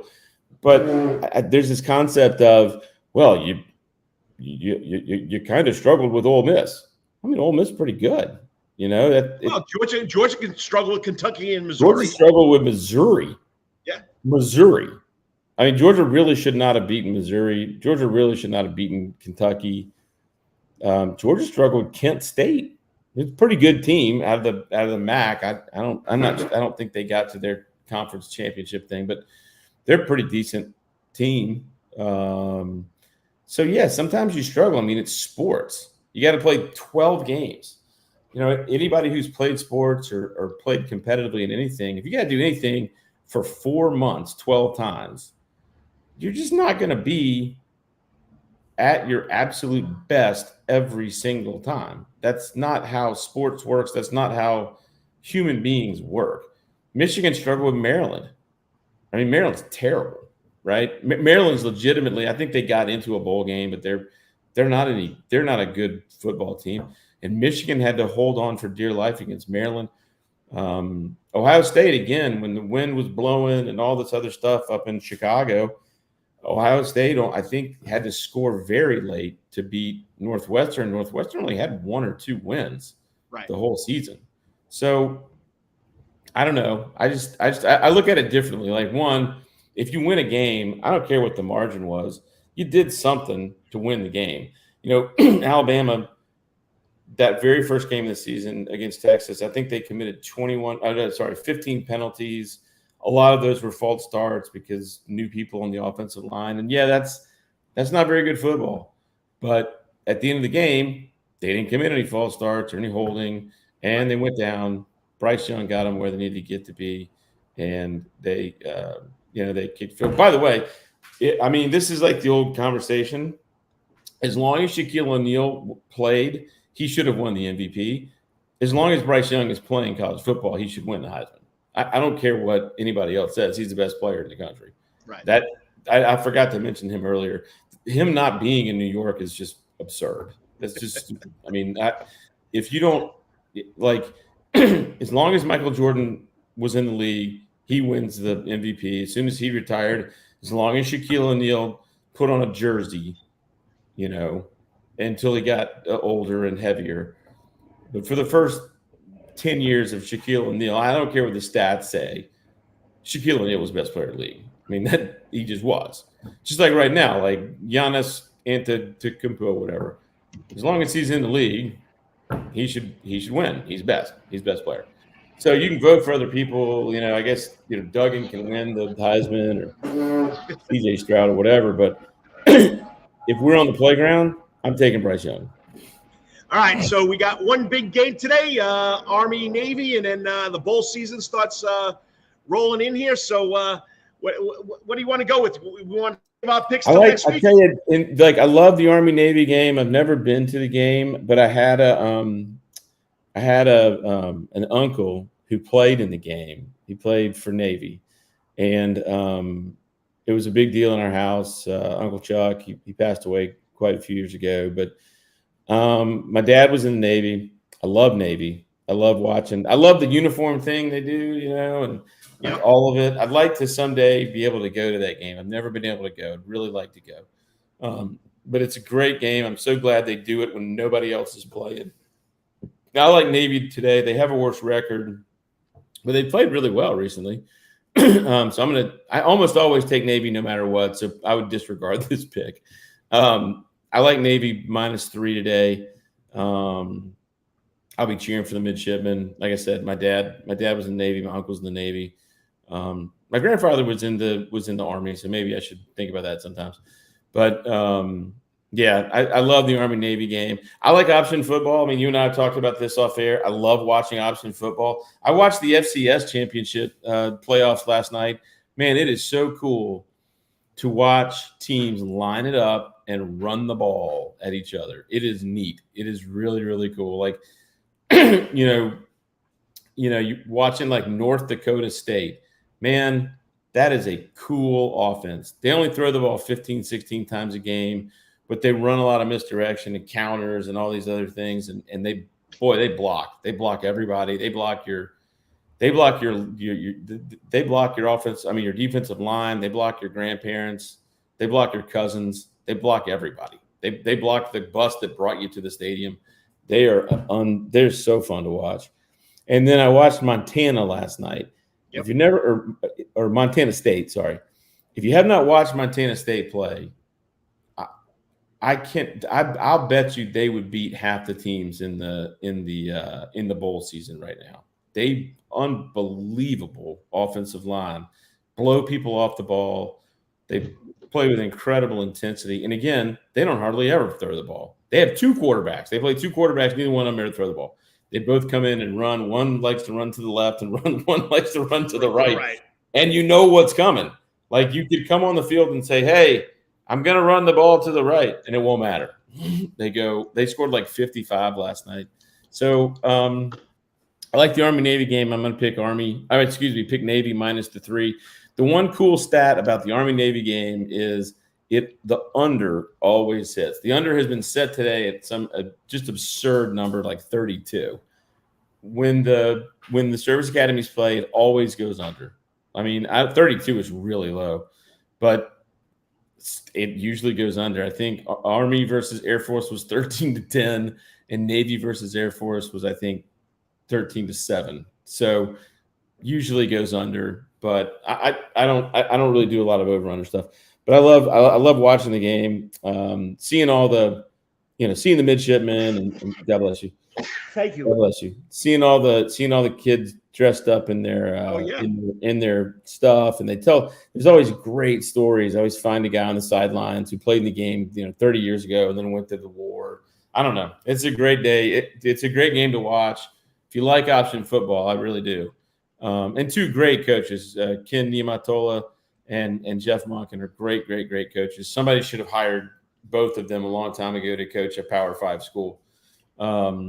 So yeah, I'll take Navy minus the 3. That's a little bit of picking with my heart, but I'll take them.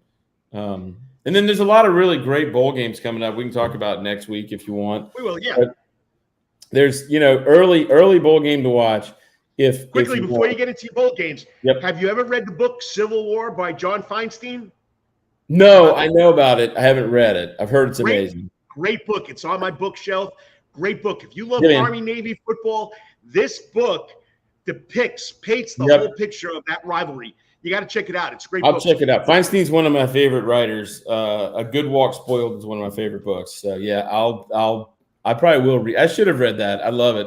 My uncle told me so many stories about the game and the pranks they played and how important it was to them. Yep. He told me one time that at the time when he played, they played 10 games. He said, we can go 0-9, but if we beat Army, that's a good season. That's a good season. So, to me, that's that says a lot, man. It says a lot. There's really good players on both sides, by the way. Like there's a kid named DeAndre Carter who plays. Like there's a kid. You want to send somebody to the Heisman Trophy ceremony? How about DeAndre Carter? He gets like 5 sacks a game. I mean, he's amazing. He's an amazing football player. But as far as early bowl games, if you want to watch a really, really fun game, watch the University of Texas from San Antonio versus Troy. So Troy's the Sun Belt champion. UTSA is the Conference USA champion. UTSA is another guy. They've got a quarterback he's like 24, 25. He's coming back again somehow. I don't know. He's going to play his 7th year of college football next year. I don't know how that works out. But his name is Frank Harris. Man, UTSA can really, really score. They score like 45 a game. They run it, they throw it. They do so many creative things. I don't know why somebody hasn't hired their coach either. And then Troy, Sun Belt Conference is some of the best football in the United States. If you watch Sun Belt week in and week out, man, those are hard hitting, knock your teeth out kind of football games. That's going to be a great game. They're playing in the Duluth Trading Cure Bowl, whatever that means. That's like I don't know how many sponsors they have, but and then the first one Friday night is the Hometown Lenders Bahamas Bowl. Miami, Ohio. And the only thing you got to hear about that is Bahamas. Let's go to the Right. Bahamas. Choose that one. Yeah. Miami of Ohio takes on UAB. Yeah. I would counsel you not to watch that game. That will not be very entertaining. However, I did see that early in the bowl season in something called the Union Home Mortgage Gasparilla Bowl, Wake Forest and Missouri will play. And I think that could be a pretty entertaining game. Missouri is so much better than people think they are, just because they did a couple of weird things to lose games. They're super good. They're a good football team. They're going to be real. They're a team next year that could win 7, 8, 9 games. And Wake Forest fell off the face of the earth at the end of the season. And then Georgia Southern's got a pretty good bowl. They're in Birmingham at the Camellia Bowl again, and they're going to play Buffalo. Buffalo's not any good. I don't know what they're doing in a bowl game. Georgia Southern, and so interestingly though, Georgia Southern's quarterback transferred from Buffalo. Yep. So they're going to play. He's going to play his old teammates, but I think Georgia Southern will beat them pretty soundly. That's going to be a fun game to watch. The Liberty Bowl should be fun with Arkansas playing Kansas. Arkansas is probably a good bit better than Kansas, but cool that Kansas is in a bowl game. I don't know when the last time they went to a bowl game. It's got to be a long time. Texas is going to play Washington, and I can promise you, Washington, if I had to say one single guaranteed lock of the bowl season, Washington will beat Texas. Wow. It's a lock. Washington will beat Texas in in whatever that thing is, the Alamo Bowl. I know it's in Texas, but as long as everybody plays for Washington, Washington will beat Texas. Notre Dame, your Notre Dame team, it looks like they're in the Gator Bowl. They're going to play South Carolina. Give me the Gamecocks there, baby. I think Gamecocks are hot. South Carolina. And then Notre Dame, I don't know why. Notre Dame's quarterback got in the transfer portal. He started. He did okay. Had a couple of big upsets, and now he's in transfer portal. Jump ship. Who knows? I don't understand. Seems like things are going pretty well for that guy, but he's gone. So he was the backup to begin with. Here's the orange game for Chip. Clemson in Tennessee. That's going to be all orange. Yep, the Clemson. Well, Chip's going to be. Chip Chambers might go to that Gator Bowl. That's right down the road. Oh yeah. And South Carolina, I think, will beat Notre Dame. And then you got Clemson and Tennessee should be a good game. Clemson is like so much better than people think they are because they just wouldn't bench that kid. And I get it. Like, you're being loyal, and he's been there for a long time, and he's a great kid, and he's a great ambassador. He has all the great – he signed a couple of great NIL deals, made a lot of money. Man, he was so bad. He was just so bad. Ungalea, right? Something like that, Ungalea. I've heard it said many times. I've never been able to effectively say it. I just call him DJ. He was so bad. He's in the transfer portal already. He's in the portal because now Klubnik started, or I don't know if he started, but he won the – boy, and as soon as he came in the game, they blew North Carolina out. Oh, yeah. The minute he came in the game, they just killed him. And just a big difference. That could have happened all season. And nobody's really saying anything about Dabo Swinney. I'd be so mad at Dabo Swinney. Like, I was mad at Mark Richt a long time ago, and people are going to get mad at me again. Man, DJ Shockley was better than David Green. David Green was awesome. DJ Shockley was obviously better than David Green. That's ridiculous that guy didn't play. And I got mad at him about I don't know why people aren't mad at Dabo about this. The DJ kid just wasn't any good. Right. Other games, I think, then when you get to the big four, you got Michigan and TCU. Michigan's going to roll. I don't even think that's going to be fun to watch. Georgia, Ohio State's going to be fun. I would take Ohio State plus the 6.5. I think it's going to be a close game. I do think Georgia's going to win, but I think it'll be a close game. Ohio State's really good. And then there's going to be. I will tell you, at the second lock, if the first lock is that Washington's going to beat Texas because Texas won't care. The next lock, Kansas State's going to beat Alabama because the minute Alabama didn't get in the thing, like the whole team it's over. All the coaches are scrambled. Nick Saban is on TV telling everybody it's not fair. Kansas State, who is also very, very, very, very good at football, the Big 12 champion, they're going to beat Alabama in the Sugar Bowl. Alabama always loses the games that they play in those games that are like they're traditional bowl games that don't matter. Alabama, that's like, remember Utah beat them one year, which was silly. Kansas State's going to beat Alabama. So I guess we'll make more of like formal picks. You'll make your formal picks next week. And we can do it next week. Your buddy Chip has already jumped on. He's got his tickets on the 50-yard line already. That's my boy. Yeah, I might call him and see if he can get me. I'd like to go see that because I think South Carolina is really exciting. And I might if I don't know if there's nothing going on, I might take my people down to little inside break. The South Carolina Gamecocks lost 2 tight ends to the portal. Yeah, I think you'd be all right. Yeah, I think so too. Tight ends, And I got a gentleman that's always listening, and you probably know him. Dennis Kessler says, "Good morning, Mr. Weeks. Have a great day. I'm a fan too." Thank you, Mr. Kessler. I appreciate you saying that. Yeah, it's interesting. I don't know.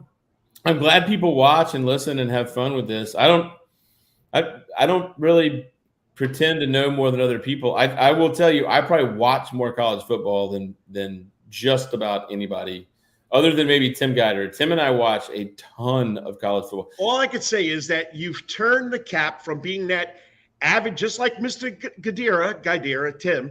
You guys turn your hats to be these.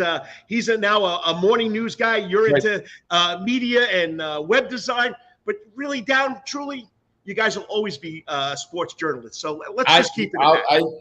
Carl, I have said this my whole life.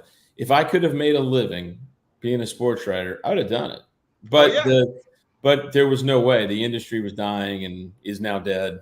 And it's ridiculous. Yeah, but if you really do it the way you're supposed to do it, and believe me, I don't hold a candle to Tim. Tim is the real thing. Tim won, every award you can possibly win. He covered like 4 Olympics. He's the real deal, Holyfield.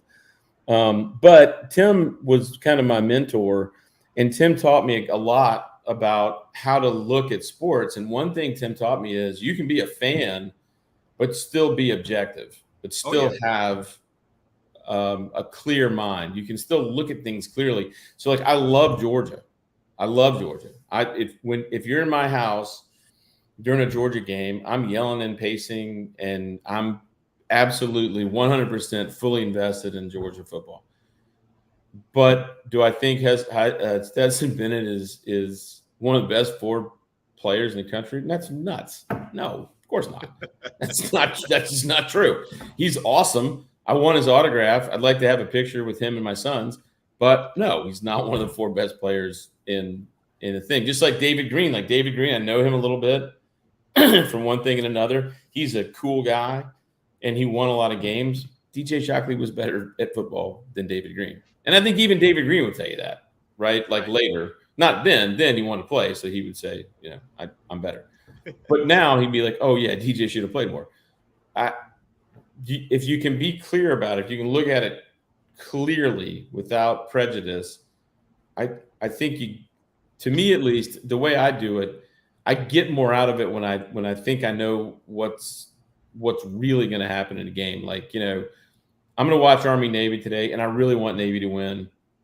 But I'm also aware that they're exactly the same team, and there's a pretty good chance that Army's going to win, right? Like that, I know that, but it doesn't mean I'm not going to. I'm cheering like heck for Navy.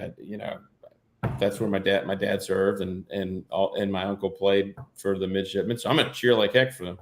But they're probably, there's a chance they'll lose. Georgia against Ohio State. I think Georgia's better. But there's absolutely a chance that Ohio State will beat them because Ohio State's really, really, really good. Really good at football. And so basketball is the same way. Like, I love watching college basketball because there's 70 good teams at any given time.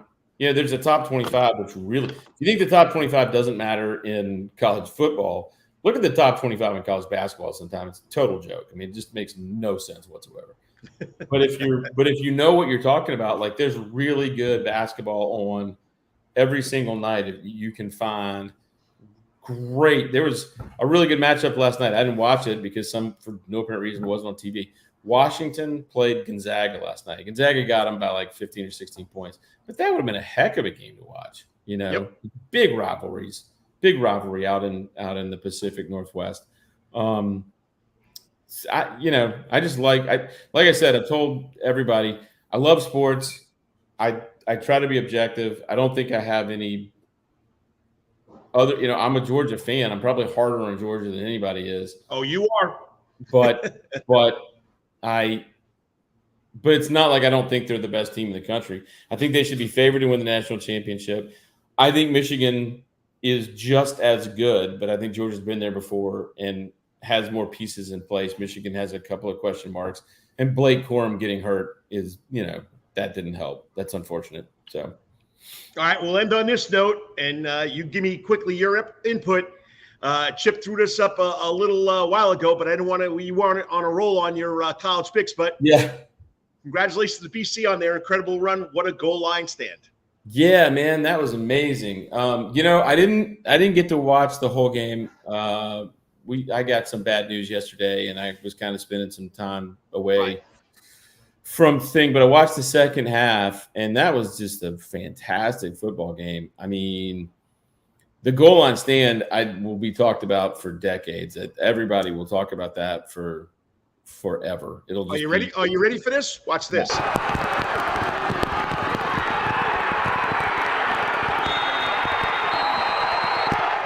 Amazing. Yeah, that was amazing. Andrew Goldstein. So my son wants to go to BC. He's going to go to BC next year. A lot of his friends from school are on that team now, right? They went to Blessed Sacrament last year, went to St. James last year, and he was at Coach's Corner with my wife and a lot of people, and they're all very excited. That was one of the coolest things I've ever seen. I mean, it's funny. When they got down there to the 5, I thought they need to throw one pass. They need to throw one pass just to loosen them up a little bit. Right. And every time they called timeout, I thought, man, maybe this is going to be the pass. And I think that's going to get them. And they never did it. And then I was a little surprised they didn't bring the guy out to kick. I know he missed the extra point. Right. But, man, I was like, I'm glad he didn't. Oh, yeah. I mean – There's a lot of questions at the end of that game with the fake punt. Right? I threw my hat at the TV when BC faked the punt. I heard that. I didn't see it. Oh God, I don't. I'm like, what are you doing? But yeah, I mean, it was amazing. It was amazing. BC is amazing. They've done. If you haven't been to BC's campus, it's like totally transformed. Oh, the parking lot's done. It's beautiful. Oh, it's amazing what that school has done. And they've always been good. It's always been a good school. It's always been a great environment, and it's turned out so many good people in our community. But man, it is a totally different deal now, man. It's incredible. I hope I'm still around. I'm waiting to see that football stadium back there behind the baseball field. Wouldn't that be cool? Cool? I'm really looking forward. My son is an 8th grader at Blessed Sacrament. He wants to go to BC next year. He just took the entrance test last Saturday, and he really wants to go there. Let me tell you this, and I'm not for nothing.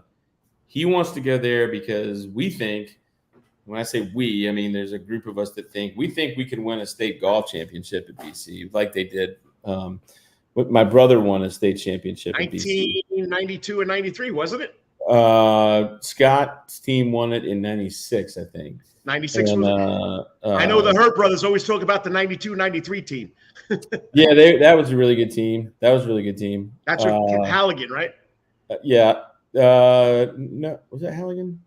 I think that was Michael Butler. Butler. Okay, yeah, one of them's involved in it. But so my brother Scott Weeks is on the Wall of Fame at BC, and Jack is determined to be on the Wall of Fame at BC too. So we're pretty excited about going there for golf. Frank Williams does a really good job with their basketball team. BC basketball is so much better than it used to be. They've got a good system over there. They've got a freshman team that's last year's freshman team, now JV. Some are playing on the varsity. There's a lot of talent basketball wise there. So they're just cooking. They're cooking, and we're looking forward to being a part of it. I mean, Jack can't wait to tee it up. I mean, with those guys, they've got some really, really good players, and Whit Watson and Hamp Threlkeld, and Chadwell, and trying to think of all the other kids that are there. Alex, I think his name is Bokina. There's really good players, and so we're excited. One more, we got to go through, get through 8th grade and then get over there. Jack wants to play basketball and golf at BC. We'll see. I don't know. And the last comment before we get out here is Lawrence Bennett said their coach had no confidence in their place kicker. Yeah, I mean, I guess there's reason for that. We all saw the kick that he kicked on the extra point. All right, so just so you know, because Travis and Jadon did a little Travis digs into these stats. They were they made 69 out of 85 extra point kicks, and they made 1 out of 6 field goals. So I would say there's no confidence in that kid. Yeah, I mean, that's high school football, There's not a lot of good kickers even at the highest levels of high school football. So I guess I understand the decision. Plus, the kid number 2, I don't remember his name, giant boy. I mean, BC couldn't tackle him for most of it. He had to have 200 yards rushing. He had over 100 yards. You're talking about the 6 foot, 250-pound fullback? Number 2, yeah. Yeah. He had to have like 200 yards. It's stunning. But see, the thing that kind of like I think was in BC's advantage was it became pretty clear that they were not going to try anything else. They weren't going to fake the dive and have the quarterback roll around. Right. They weren't going to throw it. They weren't going to pitch it. So really all BC did was put 11 guys right in front of the line of scrimmage and try to get underneath them. And I would say that the other coach, I mean, you got to try something else, right? You need to change something. I'm glad they didn't. They did, because that's 2 in a row and 4 in the last 10 years. That's UC's, and they're only going to get better, man. Like everybody from every school wants to go play football at BC, which is really cool. When you win, they'll come. You know that saying. You're a winner, they're going to come. So what is it? It's the Doug Flutie rule, right? Like Boston College's enrollment went up 31% after Doug Flutie beat Miami with the Hail Mary. Yep. So, all right. So you got a lot of basketball. I got a lot of basketball. Appreciate it. And then next week we'll have your official picks. Yeah, we'll make actual picks next week and see if we can help people make a little scratch for gift giving. Little cabbage, as they say. Little cabbage, as they say. That's right, man. All right. Well, good luck this afternoon. Appreciate it. You too. Appreciate it. Take care, brother. See ya. Always a lot of fun talking to Stephen Elmo Weeks about college football, what's going on. Don't forget, right here, there is a gazillion TVs that you can watch any college football game you want to watch. And I can't tell you how many strange names are on these games, but you want it, it'll be here right here at Coach's Corner. And this 975-inch screen TVs is great to watch a game. I mean, last weekend this was packed with USA Soccer. So BC game, there was people here all over the place. So once again, Coach's Corner is the place to be. All right, Lawrence Bennett, it's cabbage time. You got your wish, buddy. I'm going to make the 2-hour mark today. I got one more segment to go. I got a lot of videos I want to get out there. And, of course, Karl's Corner, my take on something that's going on in the world of sports. Be back in 3 minutes. You're watching the Karl DeMasi Sports Report right here on the Coach's Corner Sports Network. All the time. That's Coach's Corner in Thunderbolt, Georgia. Because Coach's Corner has been voted the best in Savannah for over 20 years running. It's no wonder why there's always sports, live music in the sound garden, and delicious and abundance of pub food. No matter what the season, there's always a reason to check out Coach's Corner. Pick your favorite sport, pick your favorite team, and pick your favorite TV because Coach's is your place to be. Coach's Corner has been Savannah strong since 1991 and is always open for dine-in service for lunch and dinner. Remember, Coach's Corner still has takeout service. Join John Henderson and the crew for the best burgers, wings, and now pizza too. You can place your order by calling Coach's Corner at 912-352-2933. That's right, remember that number, 912-352-2933. So make your next pit stop at Coach's Corner. And as always, make it a night to remember at Coach's. At Calvary Day School, we want our students to be fully equipped and on the cutting edge of academics, making a difference in our world. Your child will grow academically, physically, socially, and spiritually. At Calvary, it is so good to say we are one school with one mission and one vision: faith, academics, excellence, and building champions through Christ. Calvary Day School, we consider it a privilege to meet with your family personally. Call Philip Lee, Director of Admissions, at 351-2299. That's 351-2299. For over half a century, when it comes to uniforms, sporting goods, or trophies, Thompson's got you covered. From cleats to caps and the best prices on the biggest brands, Under Armour, Adidas, and more. From baseball to soccer, volleyball to softball, and yes, football too. Every season starts at Thompson Sports Shop. From cutting and equipped at Thompson Sports Shop's new location, 6606 Abercorn Street, Suite 102 in Savannah. Open Monday through Friday from 10 a.m. to 4 p.m. and seasonal on Saturdays. At locally owned Thompson Sporting Goods and Trophies, come see where everyone is a winner. You still want some real New York Italian food? Bada bing, bada boom. Rocky's New York Deli and Italian Catering is open at 7630 Skidaway Road, Tuesday through Saturday from 7 a.m. to 3 p.m., serving breakfast and lunch right here in Savannah, Georgia. Rocky's New York Deli and Italian Catering has been serving the public for over 3 years. Now, if you want Rocky's New York Deli and Italian Catering goods delivered to your door, go online to SavannahTakeout.com or DoorDash.com, or just pick up the phone and call 912-354-2914. That's right, 912-354-2914. Kabish, and remember, we ain't New York style. We are New York at Rocky's New York Deli and Italian. Wetherington Chiropractic Clinic. Your back hurts, another body part hurts all the time. It makes you mad. The pain drives you crazy. You just want to pick something up and throw it across the room? If you can.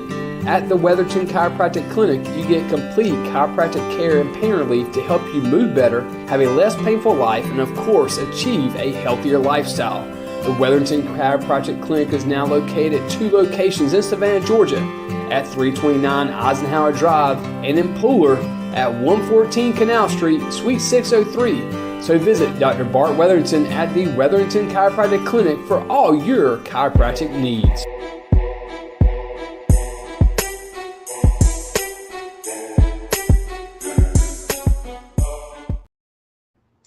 And welcome back to the Karl DeMasi Sports Report live on the stage. Of course, we call it the Soundgarden stage here at Coach's Corner. And once again, I lost my backdrop. So TV time out here while I get my props back up and working.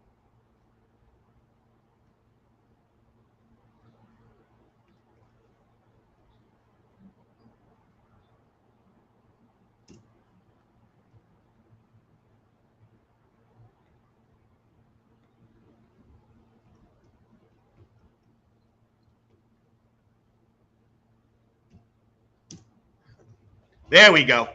Okay. Lawrence Bennett, I can always use an extra hand. Nah, you do enough here. Once again, it's always a lot of fun being here every Saturday morning. And we're at 3 steps out the door, Lawrence. I'm not going to make I'm going to definitely go over that 2-hour mark, which I know you love when I do 2-hour shows. But once again, a great show. Of course, Pauly Seeley coming on live. New Hampstead senior quarterback leaving school early, graduating early, going to Wofford. He was the 42nd Michael Finocchiaro Outstanding Football Player Award.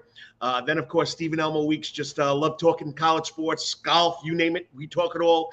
It's always a lot of fun. And there are a couple of things going on. You know, like I said, you can make a comment and we can elaborate on it, or we can put it up there.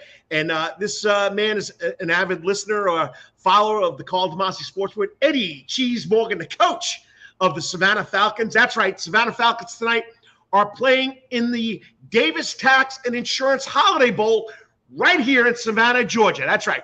The Savannah Falcons are back.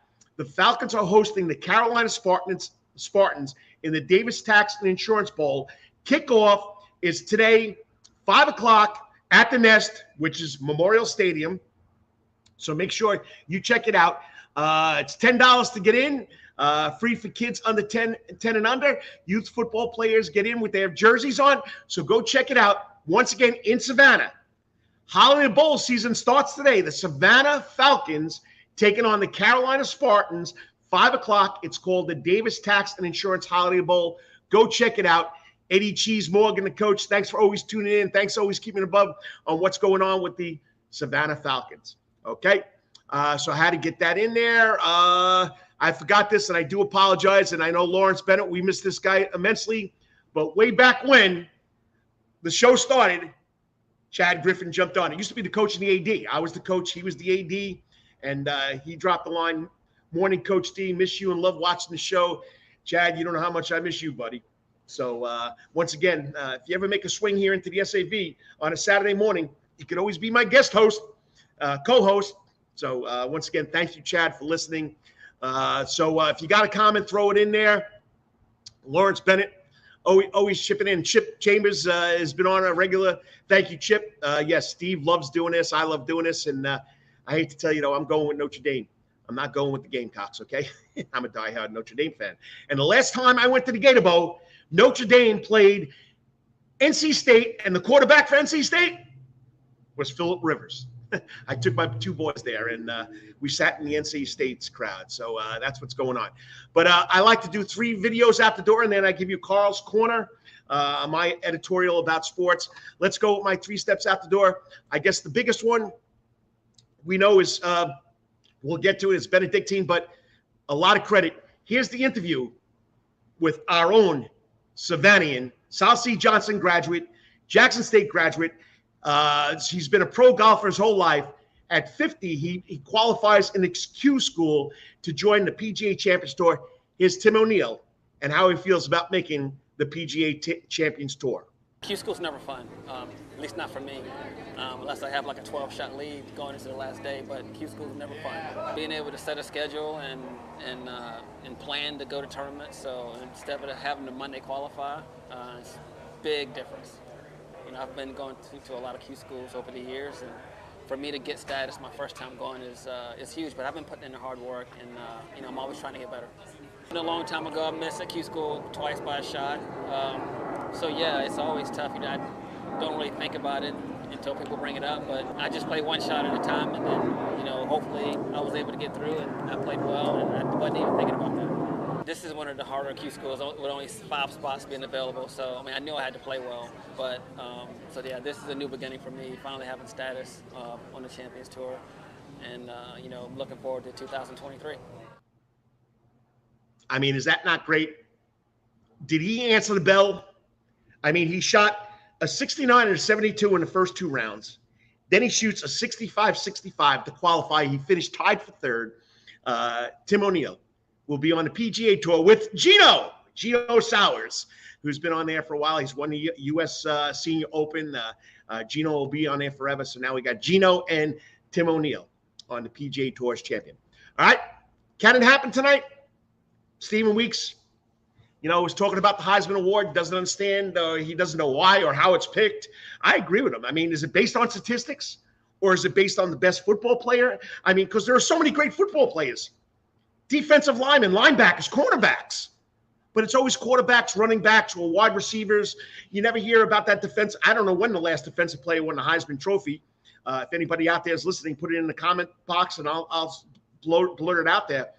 But once again, we got our very own Stetson Bennett.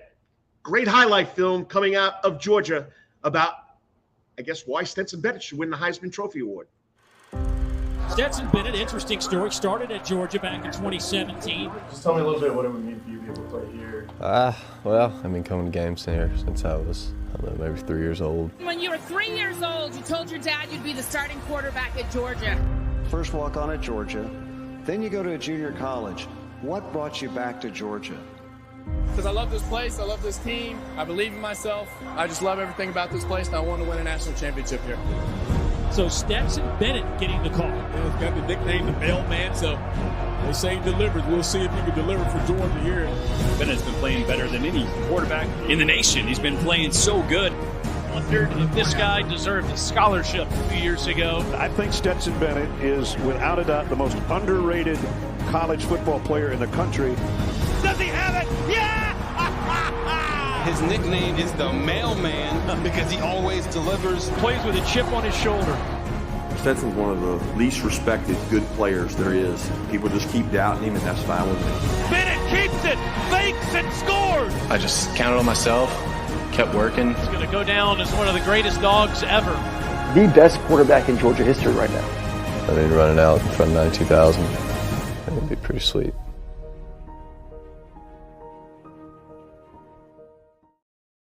I mean, you got to love it. I get goosebumps. And you know what? I coached basketball against that young man. I was coaching at Islands High School. We were in the same division, same conference with Pierce County. And who was out there playing point guard? Stetson Bennett. And you know he was cocky. You know he was arrogant. I mean, just a feisty young man.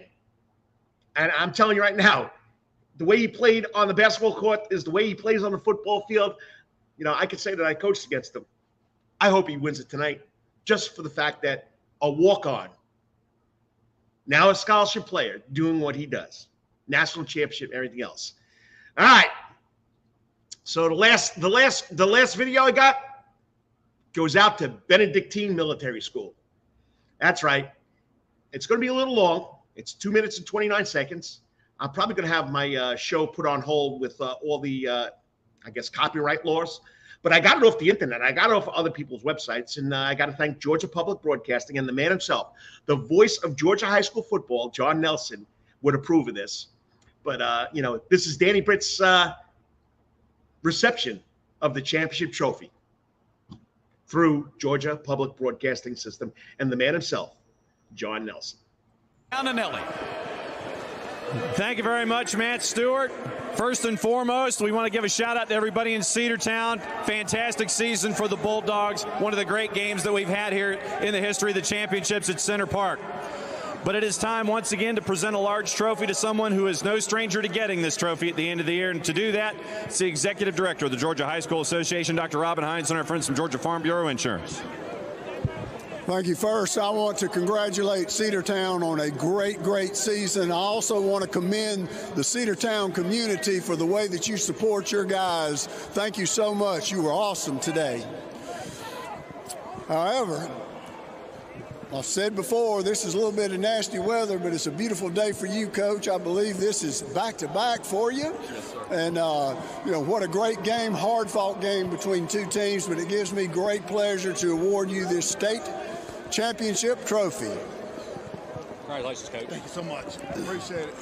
How you feeling about right now? I feel great, man. I'm just so proud of these guys and so proud of what they've overcome to be able to get here and come back and make it back-to-back. I'm just so very proud of them. Congratulations. I'm just going to phrase the question this way. Have you ever been in a game like this one? I don't think. I've been in a lot of games at this point, but I hadn't been in one quite like that. And for the defense to come back and rise like that, that's pretty unbelievable. All right, we're taking it back to Savannah, baby. On a day like this, with the program that you've established, how hard has this season been for Benedictine to get here to win the last game of the year? Yeah, like I was telling Dr. Hines, so very proud of them because we lost a big group last year, and these guys came back hungry. We've had injuries. We've had people, you know, we've lost for all kind of different reasons. But to come back and have this type of success is unbelievable. You look at this bunch, very special bunch of cadets that you have here. They are. What rings true about this particular group of cadets for you at Benedictine? Resilience. Like I said, we've been through a lot of adversity this year, all kind of different reasons, and they refuse to let it beat them. Just refuse to let it beat them. So very proud of them. Go celebrate with your team. Man on it. Thank you. Benedictine state champs one more time. Matt Stewart, it's all you. You know, like I said, I didn't get a chance to watch the live broadcast, but that just brings chills. The man's been there 12 years, 4 state titles, playoffs every year, just does a great job. Him and his coaching staff. The 2022 Georgia High School State Class 4A champions, the Benedictine Cadets. Just love it, back to back. All right, Carl's Corner relates to what's going on. You know, we root for teams. Travis Jadon and I had this conversation on the Prep Sports Report High School Pigskin Preview, or the championship preview. How can you not root for kids that are from your town? How can you not root for other schools that have made it this far in the playoffs? Yeah, I know there's teams that people can never like teams. You know, people can't root for teams. We're not talking pro sports. We're not talking college football. We're talking high schools. These kids are from Savannah, Georgia. How could you not root for them? Whether you go to Islands High School, whether you go to Memorial Day School, whether you go to St. Andrews, whether you go to Johnson High School, whether you go to Windsor Forest, whether you go to Benedictine or Calvary. These are our kids. These are your friends. These are kids that you've grown up, whether you played youth sports with them or you've gone to middle school with them. They represent where you live. I just can't understand how anybody can root against a team that is going for a championship or has made a deep run in the playoffs and you're out of the playoffs. I'll never understand it. But you know what? I'll always be a homer. I'll root for whatever team that's from Savannah, Georgia, and wherever they are in the playoffs. Because you know what? Savannah's home. And they deserve us having their back. But like anything else, people don't like people for certain reasons. People don't like me. People don't like the teams I root for. New York Yankees, okay, but I am an Atlanta Braves fan now, or a Falcons fan, or I root for the Jets. Well, that's another story. But anyway, you just got to stick by your kids. You got to stick by your town. Stick by where you are. I know I'm from New York, but you know what? Home is Savannah. And you know what? I'm going to back them no matter what. Well, it's been a long show. There you go, Lawrence. 2 hours and 5 minutes. I made the 2-hour mark. And like I said, if you got a comment, join right in. And the man's always got a comment. So to Lawrence Bennett, thank you for your comment. I just love doing it. It's a lot of fun. And Low Country Radio jumping in here. My man, Charlie Moon. Appreciate you, buddy. Always try to do as good as you do with the Richmond Hill Wildcats when you build the hill. Chip Chambers, appreciate you tuning in and watching what's going on. It's always a lot of fun having you on there with Mr. Weeks, giving him a little ribbing. But once again, enjoy anybody and everybody that does want to be part of the show. I'll have you on, okay? So once again, thank you to everybody that's been listening. It's always a lot of fun. As they say every week, please say a prayer. What's going on over there with the people in the Ukraine. Please say a prayer for this crazy world, this crazy country we're living in lately. Say a prayer for everybody who's been affected by the strange violence that's going on. But once again, we got to pull together. We got to work through it no matter who we are and what we believe in and where we're from. All right. On that note, whatever you're doing today or tomorrow or Monday, always hit it out of the park. And until I talk to you next week, as always, may it be the best week ever. God bless. Talk to you later. I'm out of here. Lawrence Bennett, 2 minutes, 7 seconds, and 2 minutes. Sorry, check 2. I always mess up somewhere. 2 hours, 7 minutes, and 35 seconds. There you go, Lawrence, just for you. Thanks for listening.